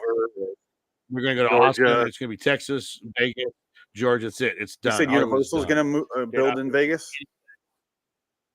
Well, no. The idea is Warner Brothers wants to build $1 billion. Warner Bros. Wants to build a multi-billion-dollar structure in. I sent Vegas. you that video of Robert De Niro's new studio. Did you see that? Right, yeah, in New York. Yeah, I saw that. Which, whatever. I don't know how you would have. He's not going to live long enough for that fucking thing to get built.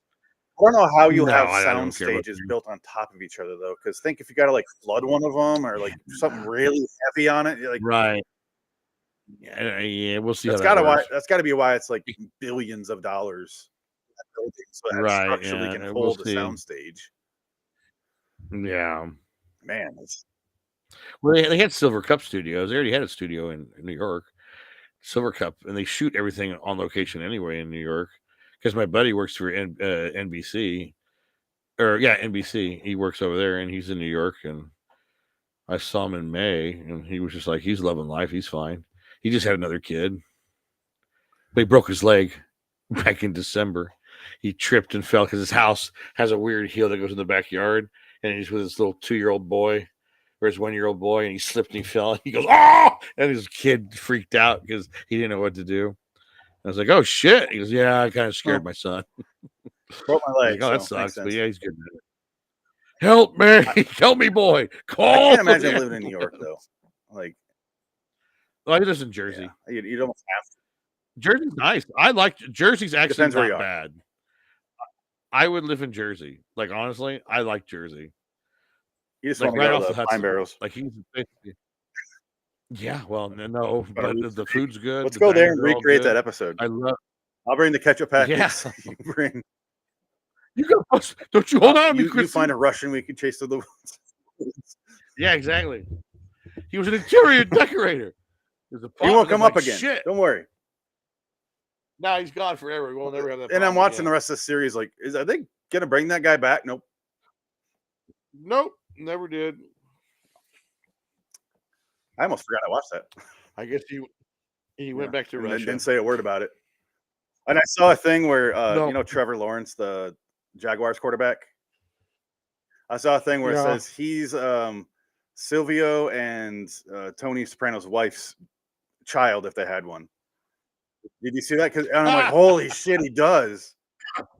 That's funny. Let's see if I can find that picture. Look at my face. What do you think? Silvio and Soprano kid. The Soprano. Carmelo and here it is. I found it. I'm so glad I found this. Another show where the last new episode was 20 years ago. He looks so much like her and him in the eye. Oh my God, it's perfect. That's funny. That's funny.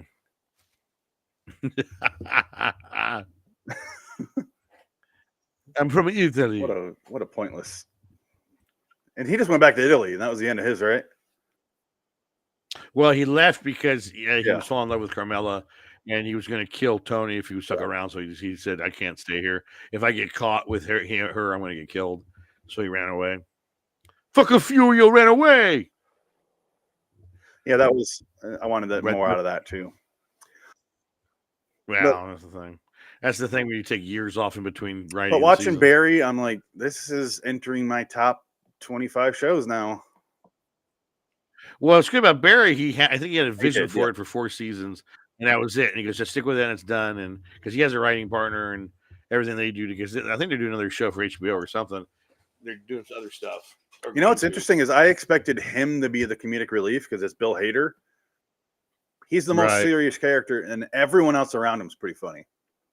Like NoHo for Hank is just goddamn hilarious, and then so is Stephen Root. Yeah, he's funny. There's an episode that may be the funniest episode of television I've ever watched, where he has to go kill this guy, and then he's there and he's like threatens him. He's like, "All right, well, come with me. I'm going to get you out of the country instead of killing you." And then he looks around, he sees all his like Taekwondo trophies. They're all along the wall, and he gets in a fight with a guy, and he kills him.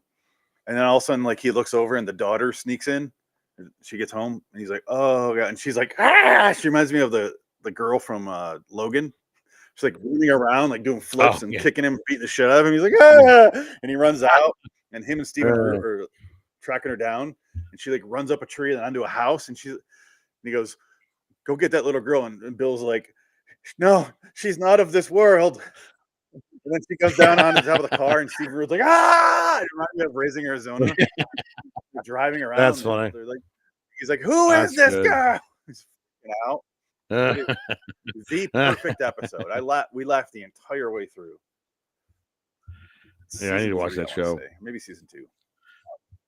And that's a show you could watch in a day because you only have 5 episodes. We don't have much time, but that's kind of good. To the point. Yeah, if we didn't have kids, we'd be done with it already. But we can only watch like 2 episodes a day. Right. But God, man. Well, shit! I get another one coming out. My God, it's 3 kids. Yeah, podcast is gonna be interesting. Well, we'll figure something. That's why we're just gonna streamline and get rid of the other shows. We're just gonna do Hollywood is Dead and Twilight Zone. The rest are done by. Yeah. Well, that's all we do. Now and then Cage Cast, Even We Battle, and those series. Those are all gone. Those are all in the same. Hollywood is Dead. Yeah. Point is, they're gone. Gone. That's why I say we need to start doing 1 movie instead of 2. I'm not going to have time to watch 2 movies. Our next one is Gattaca. That's what we agreed on. So we'll do that next week. Yes. About a gay prison. We either got 1 or 2 more weeks. Let me see. It depends on when the baby comes, because they're talking about maybe inducing her on the 26th. No. The 4th of March. So we got maybe 2 more episodes, and obviously we're going to take a little break again. Sorry for all the back and forth, but I'm doing what I can. Kind of got a lot going on. Yes. Oh, that. Yeah. Oh, you mean life stuff? Massive spine surgery, and then an infection I almost died from. And then that. Another surgery to clean up. That was fun. That's been a fun little last couple months. Yeah. Is it all done now? Now Time is healing and recovering, and it's going pretty well. Like I feel pretty good. Feels a lot better than before. That's good. It feels like the first surgery actually did something. Okay, that's good. So I won't have to be shit-faced drunk when we do these shows now, which would be nice. Because I'm looking through our previous episodes, and I'm like, I don't remember doing these movies. I'm not going to have any fun with it. I was looking at them like, we did Reindeer Games. Completely forgot. Yeah. And then I was like, we did No Escape. We did Mystery Men. I'm like, I remember doing Mystery Men. I don't remember discussing No Escape. That is a complete blur to me. Well, see, honestly, we've done how many episodes altogether? This is 171. Just for this for this reincarnation here. We started on episode 92.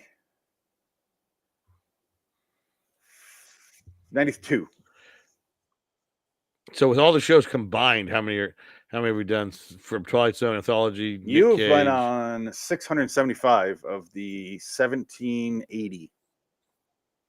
So yeah, Wow. but those are like fairly recent. I don't remember them. Yeah, Yeah, just well, there just you to do go. the show, I had to be like borderline blackout drunk. Just I re-listen to Yeah. all of them to go to sleep sometimes. I'll just put it on play and go through 20 episodes. Oh I am shit. looking forward to Gattaca though, because I haven't seen that movie in 20, 25 years. Yeah, Gattaca's Yeah, a I used to decent watch it a movie. lot. Like it was like those ones of the HBO movies, and then just Oh stopped yeah. watching it. And now I'm curious if it Yeah. holds up. I love I it. think I it love that will. movie. It's like I've been working on my top 100, which turned into a top 250, and I have movies that I'm like, Jesus. I don't know if this goes on. I haven't seen it in so long. Gattaca's one of them. Right. Oh man, my new top 100 was interesting to whittle down. I don't know if I could do that. It's too much work, and I don't like saying one movie. That's why I didn't rank them. I just have it ranked by top 100 and then the next 150. That's the only. There's no order to it. Because like for me, I have like 10 like movies that are 10s would be like your favorite movie, but I have like 30 of those. Maybe I should just do movies that I think are a 10, like a perfect movie. Make a list of the perfect movies. Like just do that, and I probably have about 40. Well, and then again, it's perfect movie by definition of yourself. Like I would change anything. Like Right, Ghostbusters, there's nothing I would change. Right, And yeah. even the flaws I like in that movie, like the bad Right. in Like the Dread. end, like Dread I put 2012 that is in a my top perfect 250, movie. and I've only seen that once. Yeah, that's a great movie. That says a lot. Yeah, it's a great movie. Seeing that in 3D though in the theater was an experience. That's another reason why I was like a perfect movie, because it was like that experience. Oh no, yeah, in 3D when she hits that fucking floor, it was so wonderful. I was just like, you got to be fucking kidding me! This movie is amazing in the theater, and nobody fucking saw it. One of the biggest bombs of all time. It's like, why? In a perfect world, that would be $1 billion movie. Mad Max, Road Warrior, Fury Road would be $100 billion. Would be $1 billion movie. I think if Dread came Not out within the last 5 Spectre. years, it would do a lot better. The rated R Maybe. action movie has made a lot more money than it did during that time. Maybe like 2012 when it came out. Well, now it would come out and it would be in streaming in 3 weeks. So that's like what Quentin Tarantino said. The movies aren't made anymore. The last movie was made in 2019. Now everything after 2020 is all streaming. So those aren't movies. This Those happens don't to be the count. year that he made his movie. Yeah, probably. Well, there you go. That movie, not very good. No, I'm not a big fan. Adam liked it, which it's fine. It's fine. It's just, again, I can't separate the reality from the fiction. It's just like it's just too weird. It's just like, I can forgive you for Inglourious Bastards because that was more goofier, but again, and Adam Sandler was supposed to be the Bear Jew. That would have been a better movie. Eli Roth is pretty. I think good, I would like Inglourious. I don't hate Eli Roth. Like he's okay. I don't want to ever hang out with him. I don't. He's grown on me. I think I like him more now than I did 10 years ago. But I think he's kind of just more matured, maybe. But I'm not like, I don't care for his movies that much. I don't like Cabin Fever. Fucking sucks. I don't like Cabin Fever. I didn't see Thanksgiving. Sucked. I don't care. I just don't. I don't care. I don't care about those green for like those violent, gross movies. I like horror movies. I just don't care about those kind of movies. I like Hostel though. Hostel only because. Hostel was I only fine. like it It was because okay. he has his revenge, which is always my complaint in those kind of movies where they get tortured and killed, and I'm like, I don't care. But he comes back and he kills them. Yeah, and then he gets killed in the second one right away. They find him and murder him, and it's just like ruins the first movie. Like the week or two when me and my wife first started dating, we watched Hostel 2 because it was just on, and we were laughing at it. Jesus! Oh my god, that's Knock Knock fucking sucked. Knock Switch Knock, sucked. Oh god, yeah, that's. And then he did The House with the Clock in Its Walls. Yeah, the kid movie. That's the his money Goosebumps movie. Yeah, and he did another one like that too, didn't he? Oh, Borderlands, which was a giant bomb. Some movie called Finn. Is it about Huckleberry Finn? Is N-word Joe in that movie? Hold on, because it took me away. It won't let me click on Finn. It was very mad that I did that. It's like, you really? It's controversial. Oh, So it's some controversial. shark movie. Look at it. Oh, it's like a documentary. Oh, You did have that History of Horror thing, I think it's called, that I was curious about. Eli Ross, History of Horror, I think it's called. Yeah, I watched. They're not that great. They're all right. Yep. I wasn't impressed. I watched a 4-hour documentary about horror films, and I hate. We should do an episode about that, about how the horror films are so overrated. Like, they try to make them academic and they're not, and I just get pissed off when they're trying to say, like, well, it's about the Vietnam War. And I go, no, shut up. I hate when they try to make these movies more than they are. It's like, these movies are made because they're cheap and they make money, and that's the only reason they're made. It's commercial. It has nothing to do with art. But it's bullshit. It's fun, but don't try to sell me, well, this is about the white supremacy in that time period. Like, what? No, it's a movie about a girl gets raped. There are ways you can do it as art. I think Jordan Peele's Get Out is a good example of that. That's modern. I'm talking about the stuff from the 80s and the 70s. I'm talking about the slasher movies that everybody tries to say. That was Dawn of the Dead. He's like, I just want to show zombies at the mall. Right. He had no idea. Yeah, it's like, that's it. It's about Reagan's America. No, it wasn't. I thought a mall would be a funny place to set zombies, because it was about. It was definitely like that was definitely part of it, was the commercialism, but that it wasn't supposed to be a joke. Yeah, social commentary. No, it was a political. He just like, people at the mall are already zombies. That's as far as I went with him. Right. But, yeah. Horror movies, they need to be more respected when they are really good. Like, they need to be nominated for stuff. Yeah, it doesn't happen anymore. Because Tony Colletti. Well, it happened for Get Out. Tony Colletti needs to get Best Actor at this nomination. Yeah. And what's her name from Us? Like, fantastic in their fucking movies. Yeah, that's the thing. But yeah, they're both so, and then no nominations, and that's because horror. She deserved it for that movie and not 12 Years a Slave. Like, honestly, her performance in 12 Years a Slave, it's okay. She cries a lot. But she's fantastic. The only reason they gave it to her was to play a slave. That's the only reason. If they gave it to Us, that would have more balls. Us was on my top 100, and then I had to force it out eventually when I thought of another movie. I had to force it out. I love Us. Oh. Get Out was already in the top 250. I didn't put it in top 100. Yeah, it's been interesting because I haven't done my top 100 in a long time. It's been since I actually made the list all the way. It's been at least a decade. Did you have to rewatch? No, I still have like movies on the peripheral. I'm like, I need to rewatch The Proposition to see if it goes in there top 50. Oh, sure. Rewatch The Rover. I need to rewatch Filth, like a bunch of like foreign movies. Where I watched once. Oh, I know you like the Stretch made it on the top 250 because we rewatched it. Oh yeah. The Gray, I was like, no, I took that off. Okay. Joe Carnahan movies. Not as many Frankenheimer movies as I expected. Oh my! There's only 2 in the top 100, and in the top 250. I mean, that bottom 150 list, there's like 4 more, maybe 5. But like, they're good movies. You've seen some of them, like 7 Days of May. That's in the top 250. Like Path to War. Yeah. Let's go. So next time, Gattaca. I don't know if we're done or if you want to keep going. It's up to you. Well, I don't know what else to talk about. I'd say save it for next time. It's 2 hours. 2 hours, 13 minutes. You could probably cut this in half and make 2 episodes of it. Yeah. So what do you want to do after Gattaca? Because I chose Gattaca. What do you want to do after that? I can write it down and get prepared. We had a little list here. Where'd your list go? Man, it's kind of all over the place. Should we do a foreign film?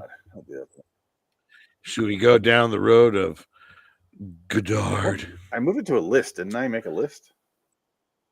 Yeah, I thought you did. There's a big list. The list is life. It is an absolute good. Huh. I'm not seeing it. We'll figure it out. I'll text you. Put it here. I'll message you. I'll go look at what's on Amazon right now and figure it out. Yeah, I don't. I don't see my list unless it's in this. My list. I shall make a list. Oh man, I do want to see rest of Inside number 9 though. God damn. I know. Yeah, that's a good one. I just have a list of the only thing I've written down up here is the 2010 year we made contact. Oh yeah, it's not a bad movie. I've seen that one. Not terrible. I don't know where the list went, man. That's annoying. Oh, did you see Simple we Plan? Did Simple Plan? Simple See, Plan? we did so many movies we're forgetting. Did we really? I don't remember. I bought that on Blu-ray a couple weeks ago. I didn't put that in my top 250. I did buy that on Blu-ray because it was on sale for $20. I had to delete like another 80 movies. Oh, right. Well. Speaking of a home theater collection, my parents were making the bedroom in my parents' house. We're gonna make it a TV room. So we're talking about buying a TV. Like I want to get a 70-inch here, but my dad's like, well, maybe a 65, 60, something like that. And it's a smaller room, so it's like a 60-inch TV will be pretty big in that small room. But like we want to watch sports in there. We want to have family time to watch movies in there. But I was like, well, shoot, if we get a shelf in here, I can probably put all my movies in here. We can just watch them here. This would be the screening room, maybe. But then I wanted to make my collector room a screening room, so I'm still thinking of doing that. But I would go full Megillah for that one. But it's just like I need to rearrange the whole fucking room. That sounds cool. I want to do that. Can't really do that with a bunch of kids because they'll tear shit up. But I am gonna, when I redo the walls and put in the insulation, so I can actually work in here in the winter, summer. When you have no family after the fire, I'm planning on just building a literal set at some point. But I also want to do something. I don't know. I got that big ass TV in here, and I got the green screen. I'm gonna paint the wall green and get rid of the green screen. That'd be good. Yeah, as well. I don't know. I'm trying to decide too many different things in here. I'm getting less and less space as it fills up with stuff. Because if you look, there's a fucking bed right next to me. I've used that bed. Yeah, we had a bunch of family over, and it keeps going in and out of here. I'm like, I can't ever have anything set up like permanently. I need to start setting this stuff by the door now. So, because I'm now this whole place is like cluttered. If I ever go back to Phoenix, I'm gonna have to get a hotel because you got the house for the kids. I got no room in here now. That's hilarious. And a lot of just. Yeah, you're in a bedrooms. Yeah. Nolan and what's his name's gonna have to share a room. Ollie, that's right. And the new baby, Felix, with a PH. Felix. Oh, you bastard! Hi, Felix. PH. That's because I'm just gonna call him. Well, we're doing MNOP with the baby names because Messina was the first one. Well, you'll get to Z in no time. The way your wife's going, I hope so. No, she can't. She's gonna tie the tubes. No, I'm gonna get snipped. Yeah, but sometimes it don't work. You know, it works punching to the stomach. I saw that internet video. The internet quick one says, "I'm pregnant again." Yeah, I saw that. I also saw one of someone's playing Red Dead Redemption and pulls a gun on a guy sitting on a bench. He goes, "Don't shoot me, my wife's pregnant," and then quickly goes, hits the wife in the stomach. Yeah. Oh man! See, I want to play that game just for that. I have the game and I barely played it. I love it. Playing video games. I can't do it. I would love to play video games, but I can't. I feel guilty. I really feel guilty with having a family because I'm like, is this okay? Like I asked like 1,000 times. Yes. Like, oh yeah, no, for sure. Like I need to read more. I feel guilty not reading more, and it's like I don't have a family, so I can do that. But it's like I need to do that. I have so much wasted time. I just go smoke in the garage and listen to the podcasts and watch Twitter videos. That's what I've been doing lately. I'm done with Twitter. I've been clearly on Instagram a lot because we're sending each other videos nonstop. Well, I just watch the video. Yeah, any video, like Instagram videos, Twitter, Facebook videos. Like if I'm in the garage, I'll do that. But then that's where all my stuff is, where I sell shit. So I'm like always going through stuff and getting comic books situated and toys and selling shit on the side. My garage is basically a fucking storage room for inventory. I gotta have another cell. I need to unload. I think someone stole something off our porch. Ring video. Okay, let me go to the rest. He Fuck comes up you! with a light and flashes my doorbell with it. Oh my God, I see Hold two on. guys.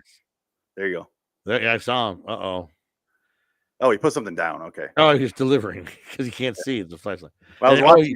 He flashed your ring to let you know that he delivered you a package. That's why he's doing that. I see. He delivered. He Oh, delivered. he's delivering food. My sister-in-law's in town right now. She's over at the house, so I think she ordered food. Oh, good old Uber. Uber Eats or DoorDash? I have no idea. Oh, okay. I wasn't part of it. I'm in here. What are you having for dinner tonight, or did you ever have dinner? I don't know. We had Chipotle earlier. I got my guac sitting here. Oh, there you go. I had Panda Express for dinner today. Can we watch a movie on my top 250 that I want to put on there? Yeah, let's do that. Because I have a short list here. Yeah, do that. I'm just thinking of I need to watch these movies anyway. Yeah. For some reason, I'm really into my top 250 right now. Watch list. I got The Rover, The Proposition, Pie, Requiem for a Dream, Abre los Ojos, which is the Vanilla Sky original. Yeah. 9 Queens, Narc, The Gray, Seraphim Falls, Paths of War, The Killing, Killer's Cast, Dr. Strangelove. Let's do Proposition. I haven't seen that one in a long time. Insomnia, and Don't Breathe. Let's do The Proposition. The Proposition? All right. I haven't watched that in a while. That sounds like a good movie to watch again. Yeah. And I got it on Blu-ray, so I can watch it. Yeah, I got to. I can watch it. Proposition. All right. 2005. So that'll be in 2 episodes. All right. Yeah. That's what I have it planned out. This is season 12 of this show. That's crazy. Well, just shit. I had to redo all the stuff today. I have. New year. Yeah. Like, damn. Okay. Year 20. A while, Jack. Certainly has. All right, Dick. Well, let's get out of here. Let's call it a night and let's prepare for Gattaca. Let's prepare our asses for Gattaca. I can't wait to see the image that Microsoft Edge AI. Yes, Gattaca. I don't know what the fuck this is. This is not a horror movie. It's going to be a gay car. I'll show you in here a little bit what it comes up with. I'll send you the poster. It'll be a rainbow flag on a Sonata. Oh, man. All right. Until next time. In the meantime, I'm Phoenix West. Dickhead. So long, citizens. Good day, Father. New York City. Fuck you, everybody. Good night.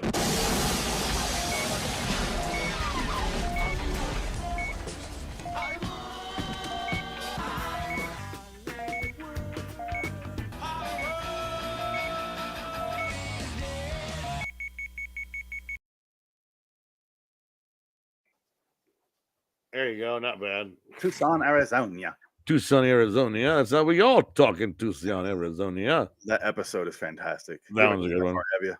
No, I got that. I'm on season 4. Oh, okay. I just finished. Yeah, and I'm just like, okay, because is the show over? Or is that one more season? No, it's completely done now. We're still recording. Oh, is it done? Yeah, no, it's done. They aired the last one last month, I want to say. Oh, okay. So that is the last one. So I have it on because it said the finale. Season 6. Like, yeah, the finale. Yeah. I was like, oh, so it's done. Okay. There's my favorite episode. I think you said you watched it. The Colin Robinson when he becomes when he baby? gets super powerful. Oh no, yeah.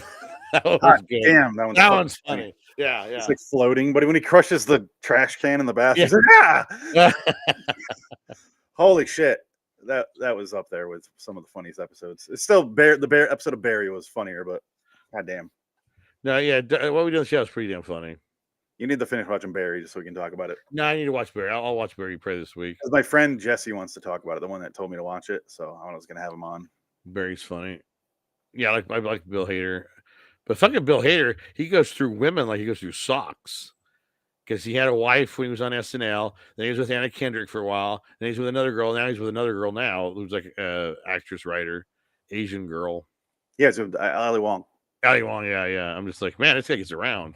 Yeah. Because he talked about his first wife years ago in interviews, and now you don't talk about her no more. Ali Wong just had her other baby too. Like I don't think I don't even know who Ali Wong is. Who's Ali Wong? she's a stand-up, but she has like Baby Cobra or whatever the hell. Go on, you don't have Netflix, but all of her Netflix stand-ups are she's super pregnant. So she didn't have that second baby that long ago, and I didn't realize she wasn't with that guy anymore. So Bill Hader's baby. No, it's not Bill Hader's baby. I don't think. Oh, it's not. I thought he'd been with her for a while though. I don't know. I definitely could be wrong. I don't know. Yeah, I don't know. I don't know. I just found out they're together like a couple days ago. My wife was showing me. Oh. Yeah. Let's get out of here. Let's end the stream.